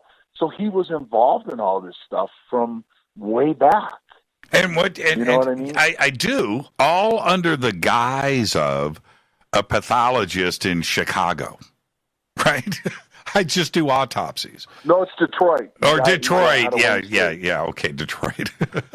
Yeah, but see, most people don't know this, and I didn't even know this, and this is another whole wacky story, but these college universities are all being used for different research and stuff on technology and, some of this other stuff. And his university, if you go back and look at those documents that were released that Knapp was involved with about the different stuff that, remember now, here's another weird thing. What happens? McCain gets involved in my case. Everything goes down. When everything settles, who do they go to? Put off on those guys? Yep. They go to McCain's Committee for Technology Money and Briefings, including DIA papers that are given to McCain. Bingo. And what happens? These guys are all working on his college universities. What's his face? Who's the guy that worked close with Putoff? He's another physicist. I can't think of his name now. He's all over TTSA and stuff. He now is Eric Davis. Yes, he now works at the college university. Right. Yes, he does. And they hide under this technology and this research in these universities. Now, and I'm just going to put this out there, everybody. I don't know how many guests, John, that I have had on this show, extraordinary guests with things to say, will throughout the interview and then suddenly go, and then, of course, Hal Putoff and Kit Green contacted me.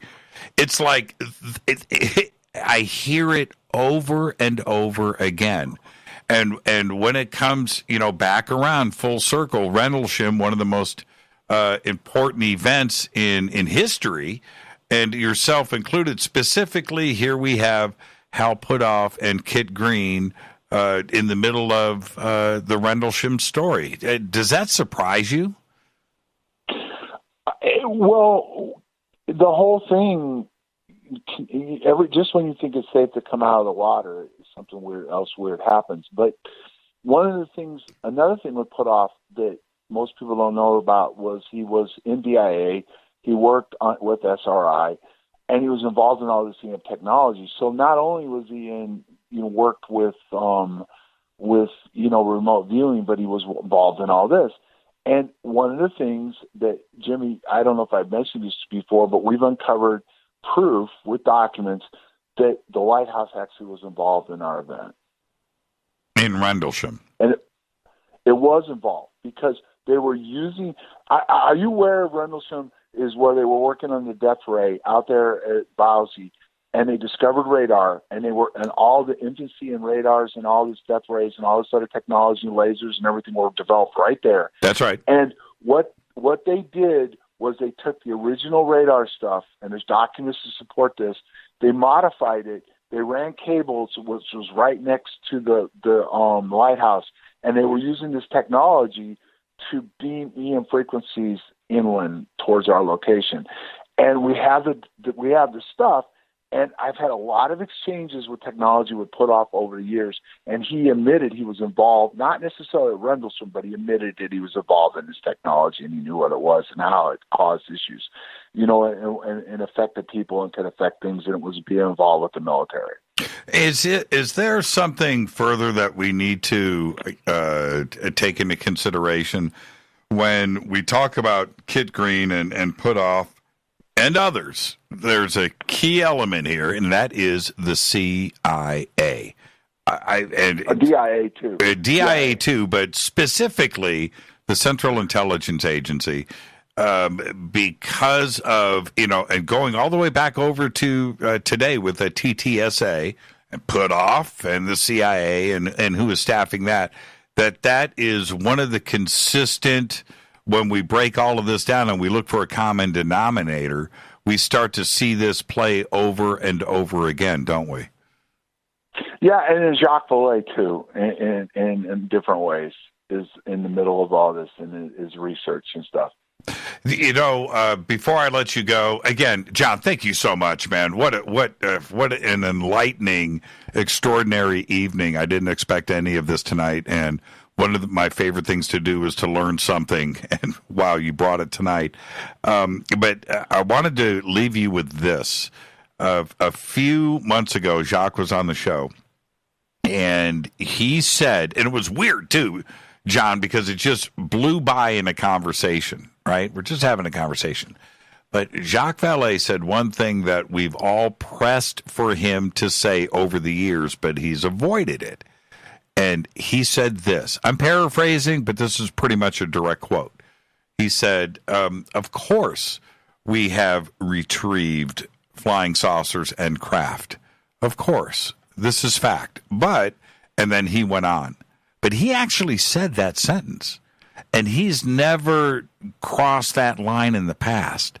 It's always been interdimensional. There's another element to this. There's physical things that happen to human beings and what is causing, but he's never said anything like that, which goes back to what you just said. When everything is, you look at who is involved in all of this, Jacques Vallée is right there too. He is certainly in the know, isn't he? Right. And unfortunately, Edgar Mitchell's gone, but he really was neck deep in all this. And one of the things that, I know we got to close out, but I got to talk to him before he passed, and I pressed him towards the end of the conversation about Condyne and everything else. And, I do have the tape, but what happened was he said that Condyne was a major part of what we were dealing with, to include what a UAP is, and that there's no doubt what we encountered in Rendlesham was UAP based, and that what a lot of what's going on is related to. Now, he would not go further what a UAP was, and again, that is the hardest sticking point to get to. What exactly is a UAP? John, you are the reason why we are going to get to the bottom of all of this. And thank you, my friend. Thank you so much. And my best to the family. I want you to enjoy your weekend and whatever lockdown means for you and your family, that at least you're making the best of it and everybody is safe. And then we'll continue on with a very special show in the future. Thank you so much, John. All right. Thanks, Jimmy. Have a good night. You're the best. And that's John Burroughs. And I do want to remind everybody that today, getting into the office and working today, I get this message from John from yesterday. I missed it, but it would have meant that last night John would have been on with us for 5 minutes instead of 90, which is what we just did today. John Burroughs, thank you so much. This is Fade to Black. Okay. It's Thursday, which means it is Fadernight, and that is open lines all night long. So with that, I am going to take a quick break, and when I come back, we'll get to all of your phone calls. 747-228-2051. 747-228-2051. This is Fade to Black. I'm your host, Jimmy Church. I'll be right back after this short break. Stay with us.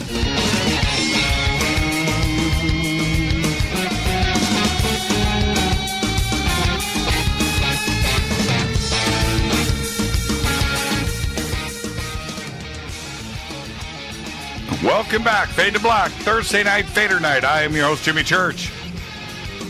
Wow. Okay. It's open lines, 747-228-2051. And I'm just going to say it right now. And this is the tweet I'm about to send out. I can't believe the conversation that just went down with John Burroughs. You are all spoiled. And you are. You know it. What a conversation. Thank you so much, John. And you've given us so much to think about. And the phone lines are open. 747-228-2051. And I'm excited. I'm happy for all of you. Man, if I was a Fadernaut right now listening to that, I'd be like, this is what it's about. This is what radio is about. This is what disclosure is about. This is the conversations that need to be had. And that was with John Burroughs, one of the most important people right now when it comes to figuring out the UFO, ET, anything phenomena question that is going on right now on this planet. To me, there are two. Well, the rest of the Rendlesham witnesses, for sure. But John Burroughs is so important, right there with Travis Walton. And when you think about the documentation and the witnesses behind what went down in Snowflake, Arizona with Travis and the logging crew that day, and the witnesses and the testimony and evidence that we have from Rendlesham, and John Burroughs is here right now discussing it. It's very special. You really need to be thankful. And if you get a chance to reach out to John, do just that and say, John, thank you so much, man. All right. With that, let's go to the phones. Let's see who was up first. Hi, you're live on Fade to Black. Who's calling? Hey, Jimmy, it's Sarah Ann. How are you? Hi, Sarah Ann. What'd you think about that? How you doing? Yeah, I'm doing great. Can you imagine, coming off a conversation like that? How are you doing? Well, I'm a little bit torn because I originally was calling in to tell you a real ghost story, but then, how can I ignore that conversation? You can't. So, you can't. If it's okay with you. And actually, my ghost story could probably tie into what you guys were talking about, or at least what I want to present. But let me just say that I think that these conversations do need to be had. And I love the fact that you take in all the different information and you can do it and integrate it. I kind of start to check out when I hear different versions of a story where people are kind of trying to prove one another wrong, or where they can't just consider certain possibilities, or consider that every perspective is actually the key to getting the bigger picture. Because I don't think we're going to get to the bottom of all of this. I think, maybe getting to the bottom of all of this is finding out that we're being pranked, or, but being able to consider all of this with curiosity, I think is really cool. I don't know all the details of the Rendlesham event because I start to lose track of that because I always look at something different. Like, what does this all really mean? If I feel every significant event that has ever been discussed on the show is basically a training exercise. And there are, let's just say, good entities involved, bad entities involved, and, a higher possibility that can be born when we work with both of those. So when people are talking about certain possibilities or identities of beings that were present, I say it was all of that. It was all of that. Why does it have to be just one thing? It certainly doesn't. It does not. And it always comes down to, for me, and I'm being serious about this, Sarah, and I swear on every bone in my body that the more that is revealed, not only on the show, but through my own research that I do, is that everything keeps going back to the same things and points that physicists are talking about. They're talking about the exact same things that we are. We relate it all to trying to figure out the paranormal and the supernatural and ETs and UAPs and UFOs and Bigfoot and ghost and life after death and NDEs, all of those things, right? Physicists are absolutely 100% talking about the same research, right? I keep going back to it because everything that I hear John say or others, right, I hear physicists talk about. And physicists... Well, when you have those experiences, I wish, if I had an experience like that, I wish I was a physicist to be able to put it into a language that many people would understand. The problem is that we don't often have the language or the references. But when you can get two people in the same room who have totally different areas of expertise and they can come up with a higher language by sharing the information, that's where it's at, right? Yes, and I think that's where we are at today. That's why I'm so excited. I can't wait, for tomorrow. Everything is just coming out so fast. And I think the data and the algorithms and the research that not only when we talk about physicists, it's that entire part of science. It's astrophysicists, it's astrobiologists, it's astronomers and physicists and chemists and chemistry. All of this is related. All of it is related in the science side of things. But they're trying to figure out and make sense of things. And that's where Einstein left off. He wanted a theory of everything, right? That would give us all of the answers. Well, that science is continuing to push forward. The more that they push forward, it keeps pointing them into another fantastical direction that they may be a little bit afraid of, but the science is pushing them in that direction. And it's the same thing with us and our experiences. We're seeing them and we're trying to get these answers, and it keeps pushing back towards science. It does. Yeah, it's almost like the scientists are decoding the experience. They're creating the language, or at least being able to broadcast or put in writing the language that's underneath all of it all.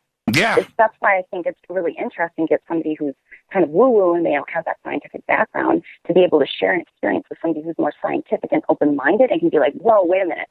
Like when John was talking about talking to the lights,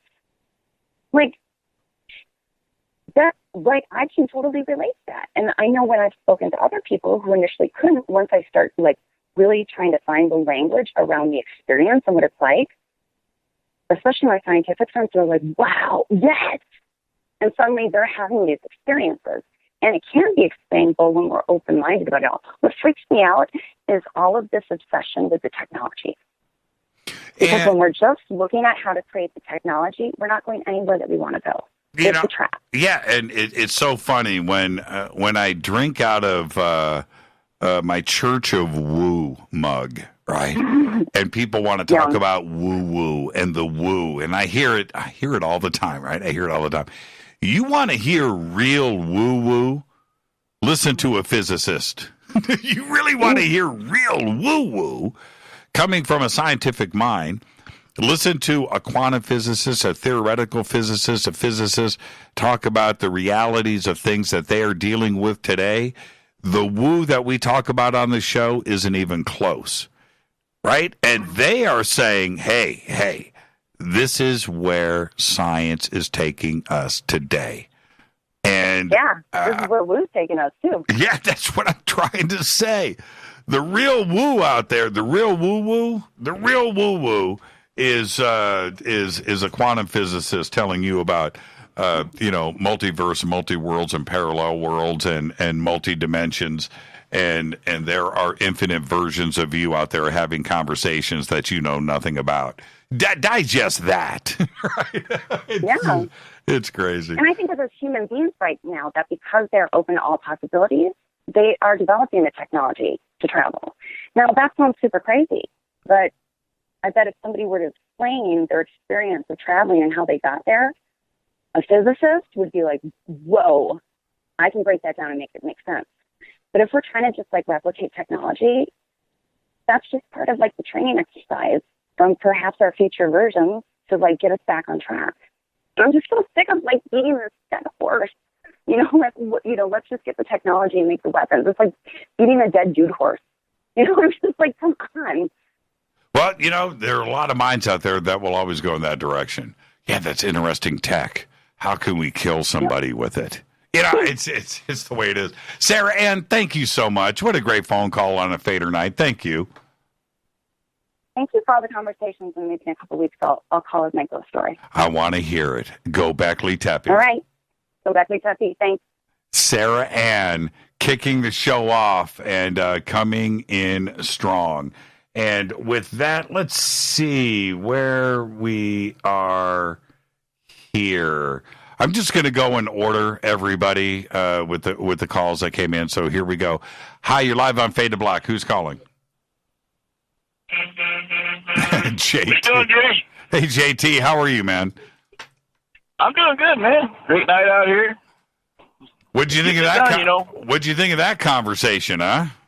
I missed it because when I'm on hold, I got to shut down my YouTube feed. I'm going to have to listen to it on the replay. But I was sitting there thinking about what a great week it was with Whitley Strieber and Johnny Enoch, Nick Redfern. I was trying to figure out who I'd put in the cleanup spot there, Well, John Whitley Strieber's a great leadoff hitter, and man, John Burroughs, I can't wait to listen to that conversation. John Burroughs, 90 minutes on Fader night. Surprise call. Wow. Yep.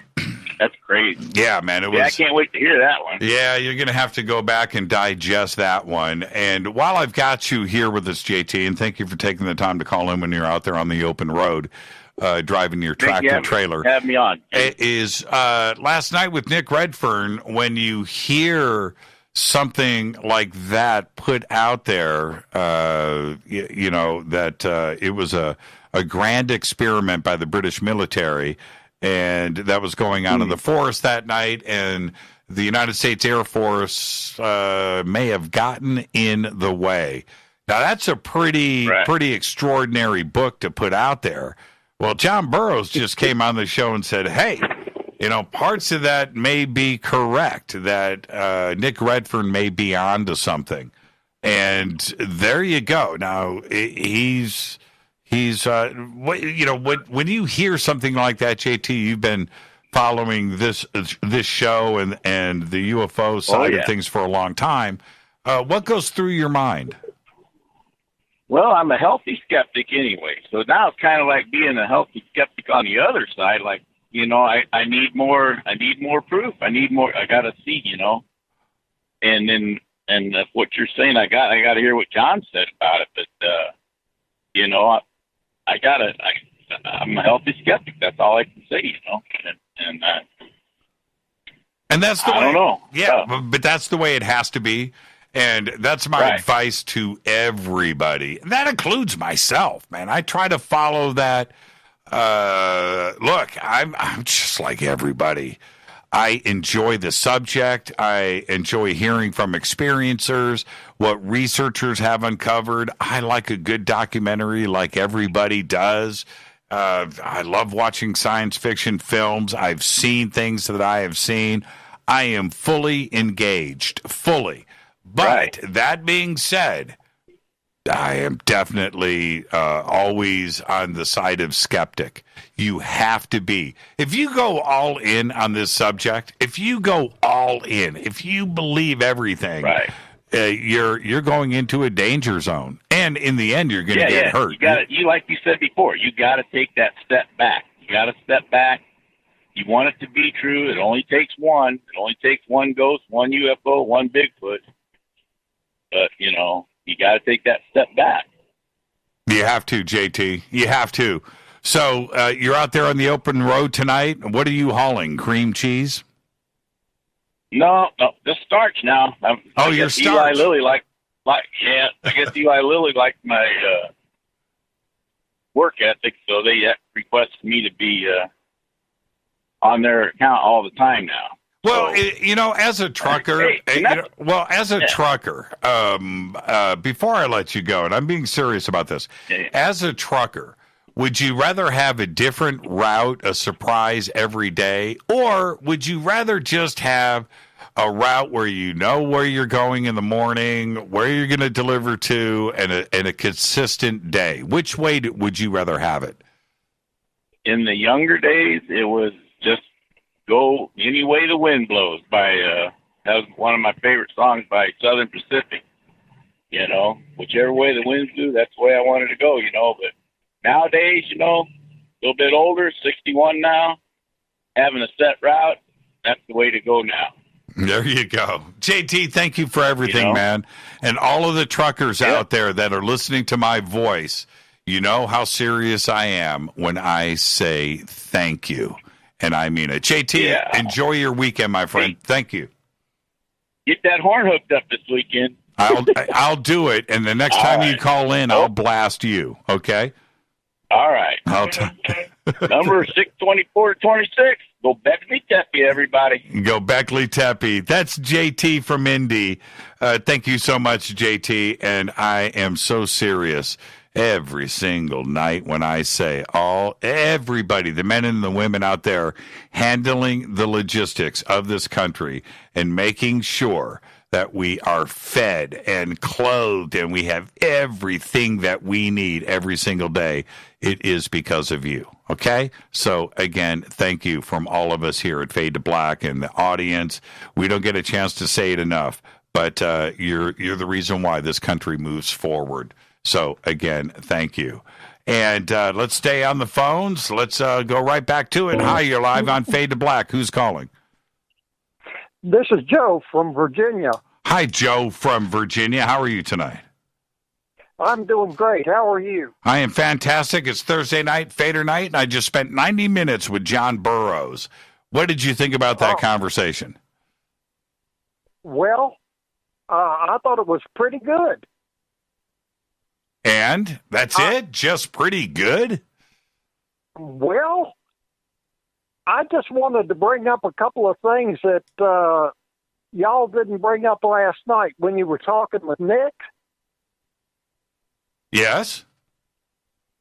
What I wanted to find out is I just wanted to make a couple of points. All right. When they went back, after the first encounter, there were 3 indentations in the ground. That's right.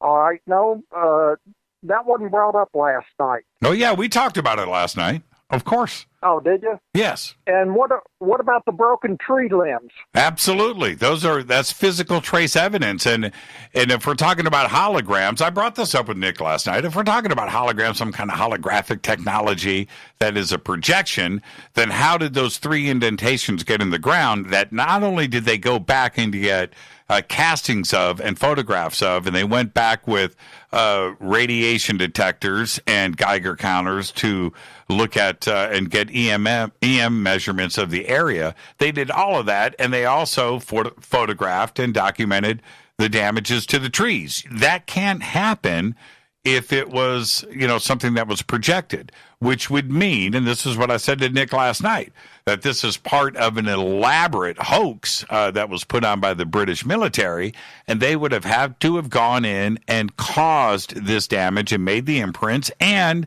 created a model of this triangular black craft in the woods and somehow got that in there and out without anybody seeing. So, yeah, I brought all of this up last night, Joe, and Nick realizes this. These are issues with this being some elaborate experiment that was put on that you can't answer with some of the eyewitness testimony and the physical evidence that is there.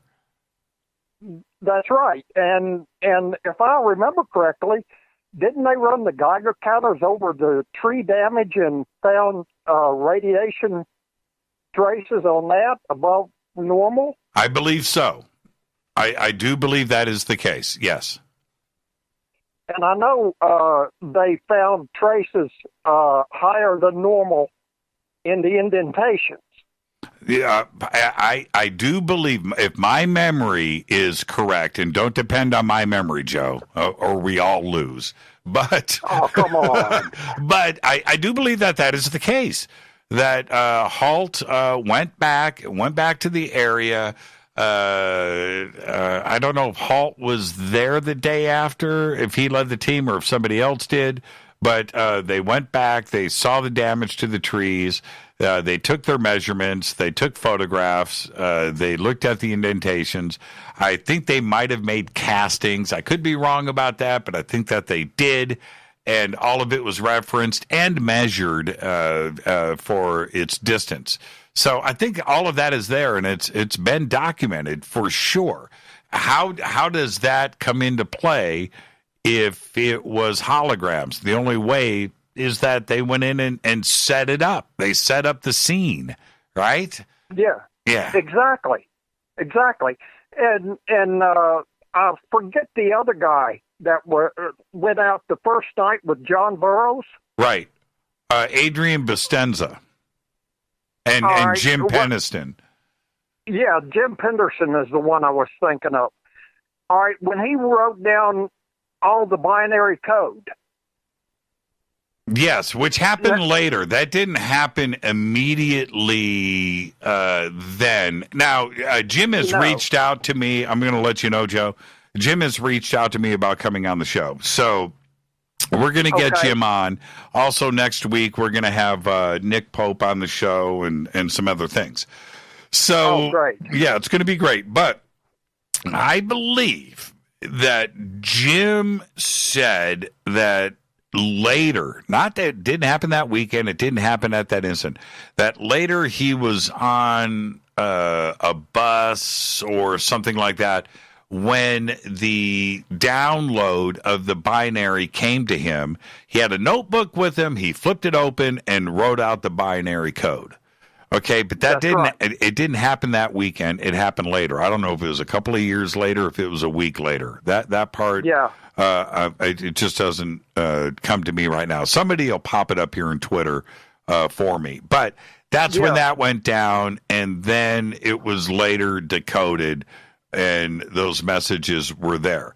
The part about that for me, Joe, and I'm sorry for interrupting you, but the part for me that is most important is that Jim Penniston has said on this show and on other broadcasts that he was told by them that they were us from the future. And he has not swayed from that. He has been very clear. It's not to be misinterpreted or, reading between the lines. No, that they were us from the future. Now, when we go to what John Burroughs said tonight, that is a very interesting connection between their stories. And one other thing of note, I want to be very clear here, and I tried to make this clear last night, that if you look at everybody's individual accounts from Rendlesham, the names that we have been familiar with, and others that have not been in the public, everybody's version of the events is a little bit different. It's not all exactly the same, and I find that part very, very interesting. And does that play into what Nick Redfern was saying last night? If there were drugs involved, would you and I, Joe, if you and I took drugs, does that mean together and we go to a rock concert or whatever, we fall asleep, we have and have dreams, are we having the same hallucinations? Are we having the same experience? No, we've got two different brains and two different minds. So would that indicate what Nick is writing about in his book, why everybody's versions of what they witnessed are different. But the other part about it, and this is important, is if there is a car accident on a street corner and you have 10 witnesses and the police go and get the witness statements, they know going into it that they are about to get 10 different versions of the accident. Right? Exactly. That's it. Exactly. I got in a car accident. I got in a car accident on the freeway many years ago. And I was at the front end of this accident. I didn't get injured or anything, but I witnessed everything. And it was crazy. There was like, Rita would probably remember this, but I'm going to say that there were 20 cars involved. Something like that. Wow. It was crazy. And I pulled over to the side of the road, and eventually, it was on the freeway, the highway patrol gets there, and they interview everybody. A few days later, and I was at the front of the accident, by the way. I saw everything go down, right? And I got my headlight got broken off by some car, no big deal. But I pulled over. A couple of days later, the highway patrol calls me back and says, Mr. Church, I'm having an issue here. I've got 20 drivers, 20 stories, and none of them match. And I said, hey, I can only tell you what I saw.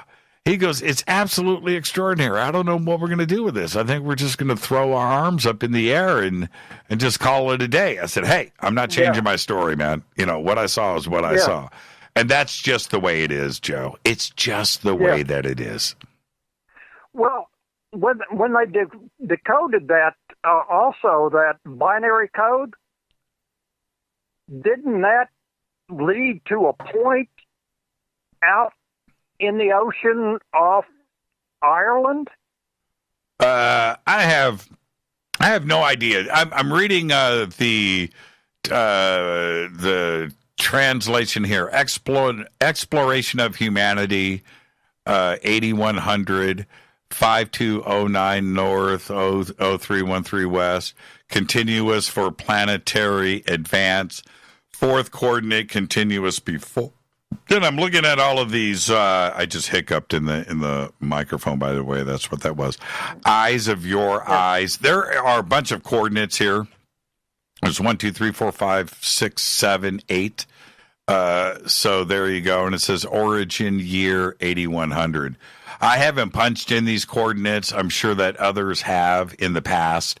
If anybody knows where these coordinates are leading to, let's see, Belize, Arizona, Egypt, Peru, China, and Apollo in Naxos, whatever that means, and also Brazil. Yeah, I don't see Ireland here. So okay, I saw somewhere where they were going over this. Hey, Joe, I've only got 10 seconds. Okay. Well, it was an island that was in mythology to the Irish. You're talking about High Brazil. Yeah, that's it. High Brazil, and maybe that's what this says here. It says I Brazil instead of High Brazil. Well, there you go, Joe. Thank you for the phone call. Enjoy your weekend, and go Beckley Tepe. Go Beckley Tepe. That's what I'm talking about. That is Joe in Virginia. This is Fade to Black. I am your host, Jimmy Church. We're going to take a quick break right here. It's Fadernight. It's open lines all night long. I've got lots of calls on hold, and if you are there, stay right there. But I will get to everybody after this short break, I promise. All right, that means I'm going to cut a lot of people short. I like that sometimes. Stay with me. I'll be right back.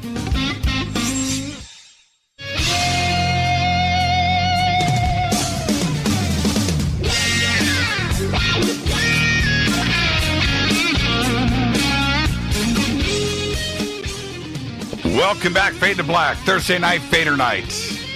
A little different tonight, wasn't it? John Burroughs came in, 90 minutes of amazing conversation talking about Nick Redfern's new book.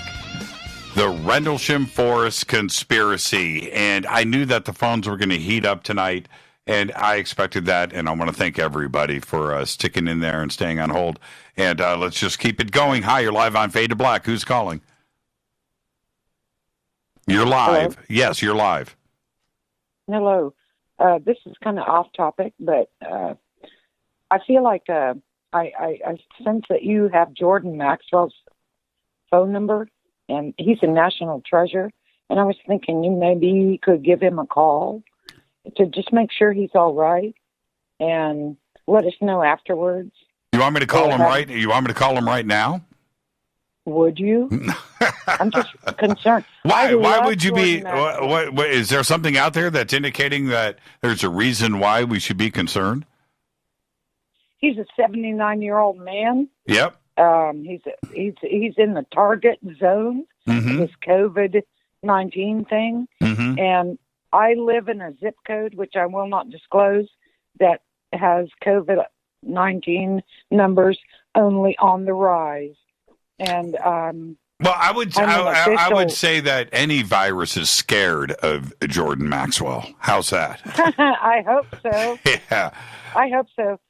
Okay. Well, I can reach out to Jordan. I will certainly do that, and I'll see what I can report back to everybody on Monday. How's that? I would love that. And your show's great. I listen every day. And I'm not a Fadernight yet. That's finances. No, you don't have to. You don't have to have finances to be a Fadernight. You have to just call into this show and say Fadernight. So there you go. All right. Well, go Beckley Tepe. Go Beckley Tepe. You have a great night.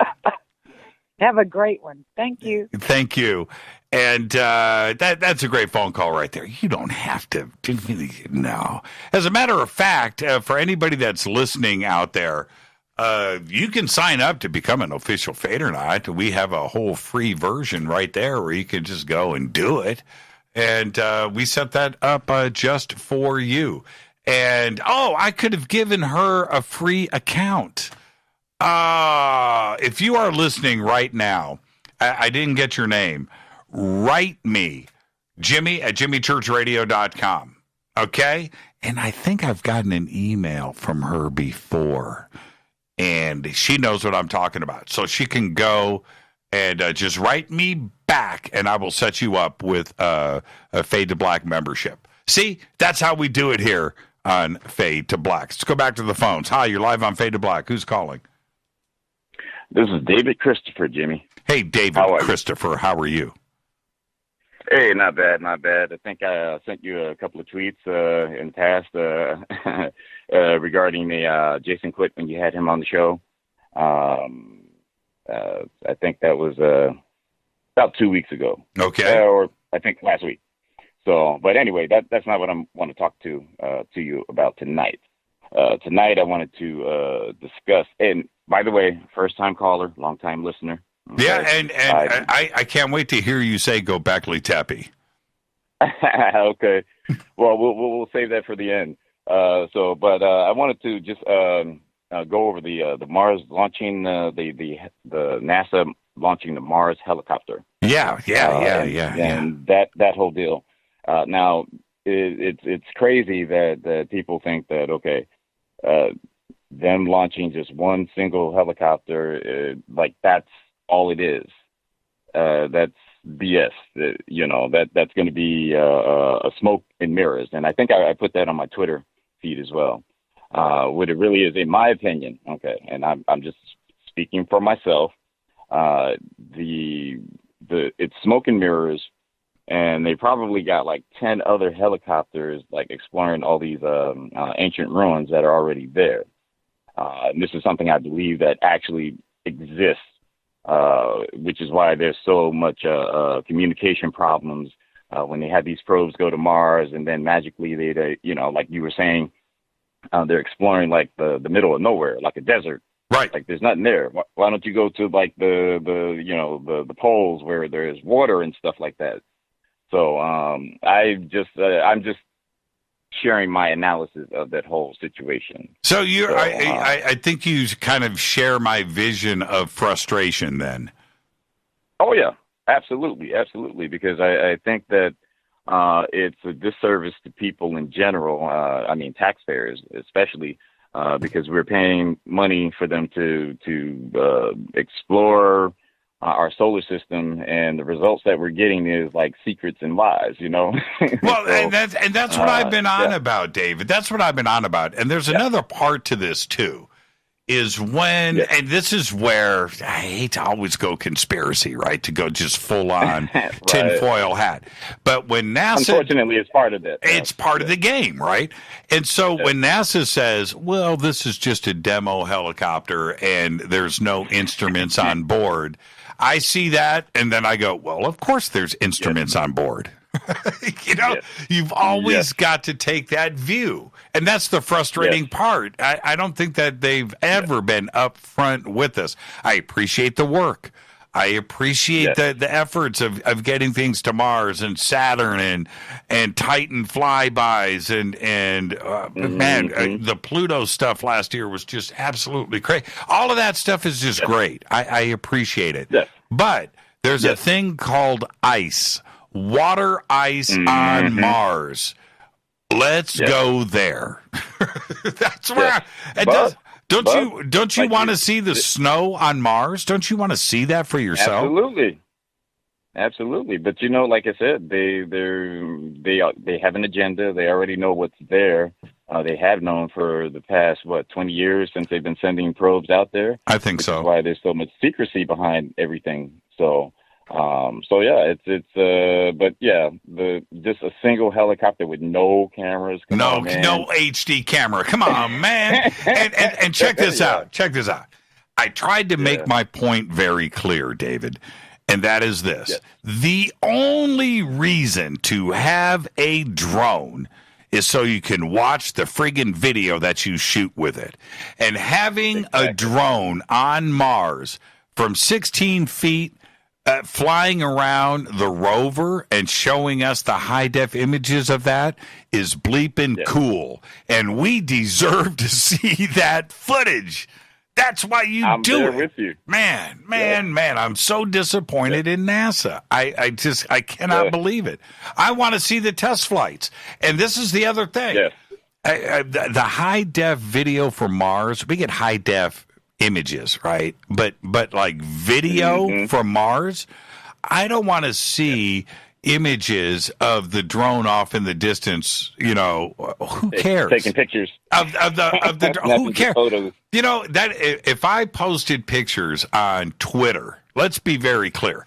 If I posted pictures on Twitter of my drone sitting on the ground, who is going to care? No, but what is that? I want to take a picture of my shoe and post why that. Share the news anyway? Why even share that? That's what I'm saying. What's the interest?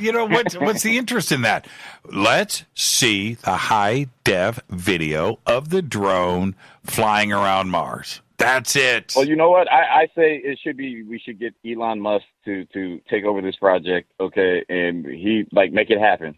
He can do it. Make it happen. And you know what? Is there still time to add? I have a drone here. It's over there. I don't have the time to go and get it, but I have a small drone here in the bunker. Just a little drone. It's got a tiny little 1080p high def camera on it, right, to shoot video. That thing weighs, I don't know, the whole drone weighs a couple of ounces. That's it. Right. I don't know what the weight is on that camera that's on the inside of that, but there is no reason why that simple camera, 1080p, it's not even 4K. Throw that on that drone. What is that? What is that going to have? I don't get it.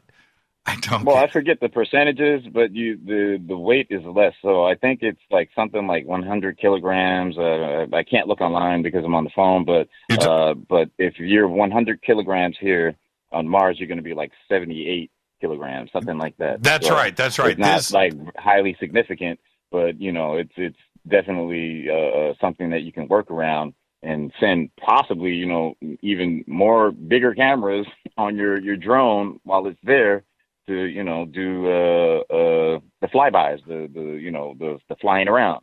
That's right. That's right. And so, David, you bring up the best point of all. NASA says that this helicopter weighs 3 pounds. Okay, so tell me the difference between 3 pounds and 3 pounds and 1 gram, whatever it is that it would take. You know what the difference is? The camera. difference is BS. Yeah. The difference is the BS. Hey, David, enjoy your weekend, man. Give me a Gobekli Tepe with that voice. All right. Well, absolutely. Gobekli Tepe. That's what I'm talking about, David. Have a great weekend. We'll see you on Monday. You too, Jimmy. Thank you. Thank you. That's a great phone call right there. Fadernauts are the best. Never forget how cool the Fadernauts are. And with that, let's see who is coming up now.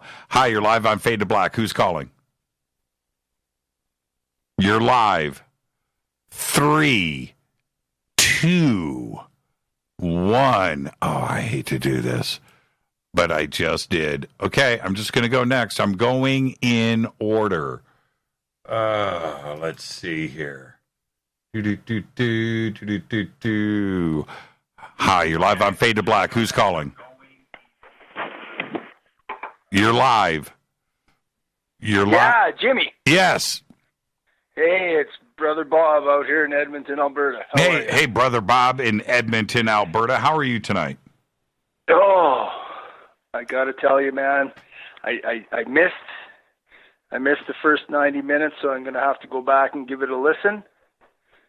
But what if you wrote that book so everybody would do more digging to make Rendlesham more truthful?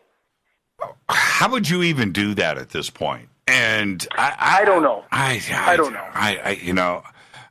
But that's not why I called. Okay, why did you call, Bob? I got a full-on Mandela effect that happened to me today.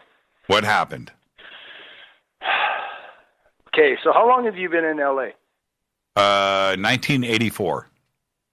Cool. So were you at the last No More Tours tour for Ozzy at Costa Mesa in November 15th, 1992? Were you there? Oh, no, not 1992. No, I didn't see that tour. Okay, so it was the No More Tours tour, and that was, right, Saturday night. I couldn't get tickets. The boys didn't get together. The four of them didn't get together. They didn't do the 4 songs. And Sunday night, they did the 4 songs. I was 28 years old. I'm 54 yesterday, 2 days ago. Right. All these years, Jimmy, it was War Pigs. It was Paranoid. They played 4 songs. They played 4 songs at the end. They played War Pigs. And let me guess. They played Iron Man. Right. They played Fairies Wear Boots. And they played Paranoid. Right, of course. Okay, but they didn't. This is going to get good. Wait a minute. Hold on, Bob. Stop for a second. Yeah. Are you saying that your memory says War Pigs, Iron Man, Fairies Wear Boots, Paranoid, you saw it, it was amazing, and it was a great night that you'll never forget, right? I was there. People go to Bob to find out the truth. Okay, I got you, Bob. Do you remember this? Do you remember this time I got you, when Bob. we did this? And I'm like, yeah, man, I remember that day. I remember the song that was playing. It was 2 a.m. It was Iron Man. We almost hit the ditch. Remember that? I feel you. Okay, what happened? What'd you find out? Okay, my heart is racing, man. Like my wife called after I found. So Chancer's been posting these old videos, right? Mm-hmm. So I wanted to outdo him. So I looked for the video. I found the video of Costa Mesa, 1992, No More Tours. You were there. Yeah. You see the video.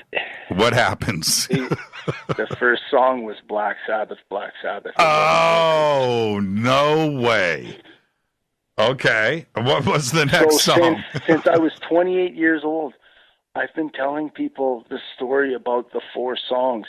Like, I'm freaking out right now. I was in tears trying to explain it to my wife today. Like, I was, like, almost in a psychotic break. Oh, man. Because it was so overwhelming. Because Sabbath is my band, man. Like, That's it. It's Sabbath. Yeah, yeah. Well, what were the other? Wait. What were the other 3 songs? What did they leave off? They left out War Pigs. Okay, so it didn't start with War Pigs. It started with Black Sabbath. I got to sit down. Hold on. Okay, so it was Black Sabbath. What was next? It was Black Sabbath. Then it was Iron Man. Right. Then it was Black Sabbath. Fairies Wear Boots. Iron Man. Then Paranoid. Wow. I'm kind of disappointed. I'm looking at the video, like they have the credits, whoever made the video. You can look it up on YouTube. It's there. Right. And it says Alice in Chains. Alice in Chains wasn't there. It was Sepultura, Black Sabbath with Rob Halford singing, Ozzy Osbourne, then the original 4. Mm-hmm. No Alice in Chains wasn't there, man. Are you sure you were there? Oh, God. You know what I got? To this day, I have there were these crazy, we met these guys, these Spanish guys, Mexican guys. They were so freaking cool. We were smoking black hash that we smuggled across the border, blah, blah, blah, whatever. Not supposed to do that. Right. And they were so amazed that we had this hash, and they were, and these guys beside us started a huge fire. Like big fires in the festival seating. These guys are beating the crap out of each other, and I get hit in the head with a watch. It flew off somebody's wrist. I still have the watch. It's in a drawer. Did you see the whole show? Do you remember that? Absolutely. I was there. We got there. It was so wild because we're Canadians. You can't buy beer in a 7-Eleven. Right. We walk into a 7-Eleven. We buy a couple of tall boys, put them in brown paper bags, and we're walking to the show. How was Sepultura? Sepultura, I'd never seen them, still never seen them. They were good. They're amazing. Than the vocals, I'm not that vocal guy. Oh, okay. No, I hear what you're saying, but Sepultura, man, right? Just to this day, and I one of the great everything bands. They do, absolutely, man. Those guys kill it. But then Rob Halford came on singing with Sabbath. Right. And they did a full, not a 90-minute set, but it was an hour long because what Ronnie said, I can't take the stage with Ozzy. I think it was something like that was on the radio. And that was the first time I ever heard Rob Halford sing Light Fades into Black or Light Turns in. How does that go? It was off the Buffy the Vampire Slayer soundtrack. Yeah. Like, oh my God, driving down Sunset Boulevard. Wow. And that was Ozzy with Zakk Wylde. Yes. Phew, man, what a show, man. It was, yeah, and I was all freaked out because I didn't get the Saturday night tickets, and I'm thinking, oh God, they're going to do it on Saturday night because everybody's probably going to have to go to work on Sunday, but no, they did it on Sunday, and Bill Ward was smiling ear to ear, and I knew there was going to be a tour after that. I was okay with that. Well, see, I knew there was going to be something. Yeah, I love the universe connecting us right now because that was going to be my next comment.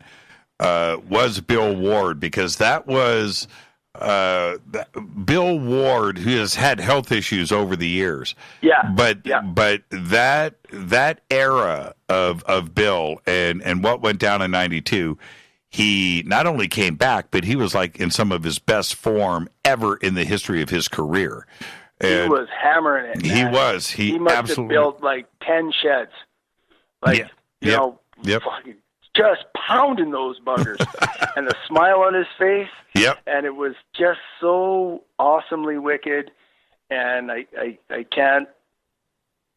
I'm just overwhelmed, and I was so freaked out today. And I don't know what about the whole Black Sabbath instead of Iron Man, which not Iron Man, War Pigs.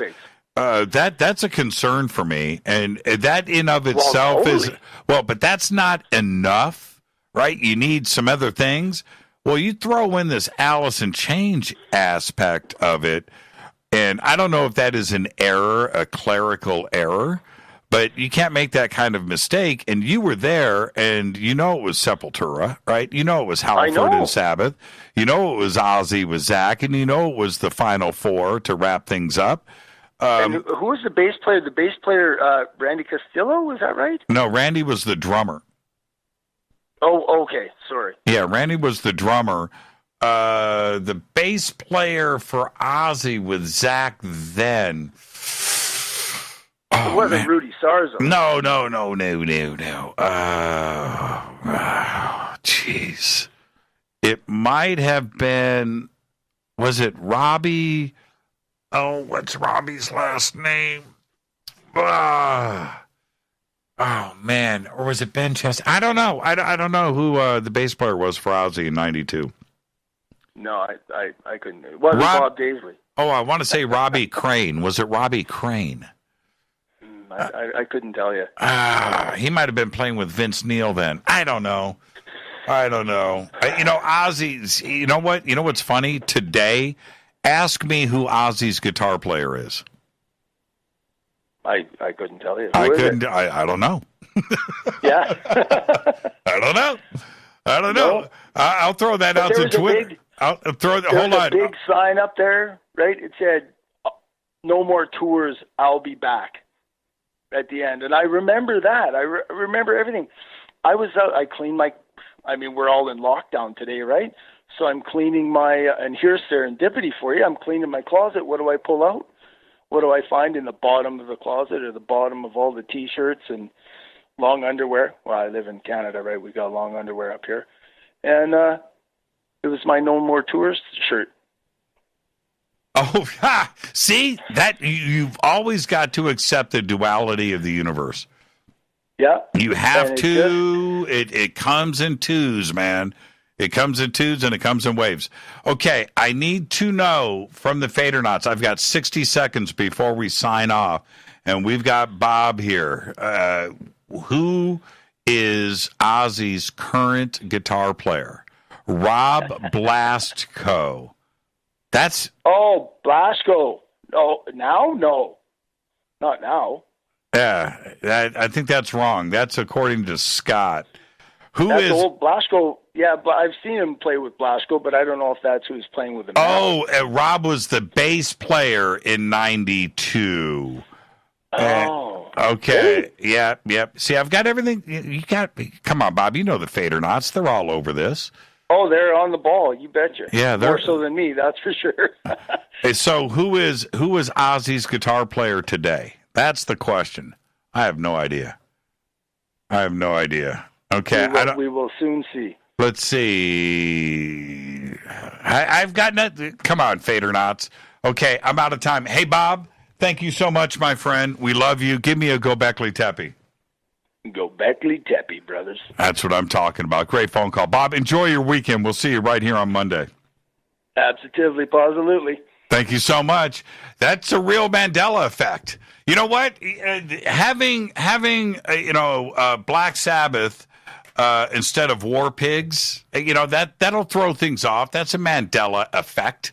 That's kind of whack. What? Zakk Wylde is back with Ozzy? Is that right? Confirmed that he will be touring alongside Ozzy in 2020, part of the Rockers' No More Tours 2 farewell tour. So Zach is back in Ozzy's band. That's cool. That's worth it.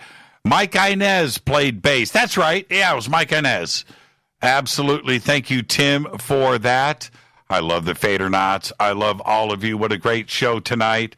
All of the phone calls. And, of course, I got to send out a special thank you to Mr. John Burroughs. What an incredible show. And I'll say it one more time. You Fadernauts, every single one of you are spoiled. Spoiled rotten. And I wouldn't have it any other way. Fade to Black's executive producers, Rita Camurian. Show is produced by Hilton J. Palm, Renee, Dennis, and Kevin. Announcers are Steve Harder, Gene Vito, and Mark D. Kovar. Webmaster is Drew the Geek. Music, Doug Aldrich. Intros, Spaceboy. SpaceboyMusic.com. Fade to Black is produced by KJCIR for the Game Changer Network. Syndication is KGRA, The Planet. It's broadcast owned and copyrighted 2020 by Fade to Black and the Game Changer Network, Inc. It cannot be rebroadcast, downloaded, copied, or used anywhere in the known universe without written permission from Fade to Black or the Game Changer Network. I'm your host, Jimmy Church. I want everybody to have a great, safe, fun, amazing weekend. I know Rita and I are, and we'll be right back here on Monday with all of you. Until then, everybody be safe. Go Beckley Tepe.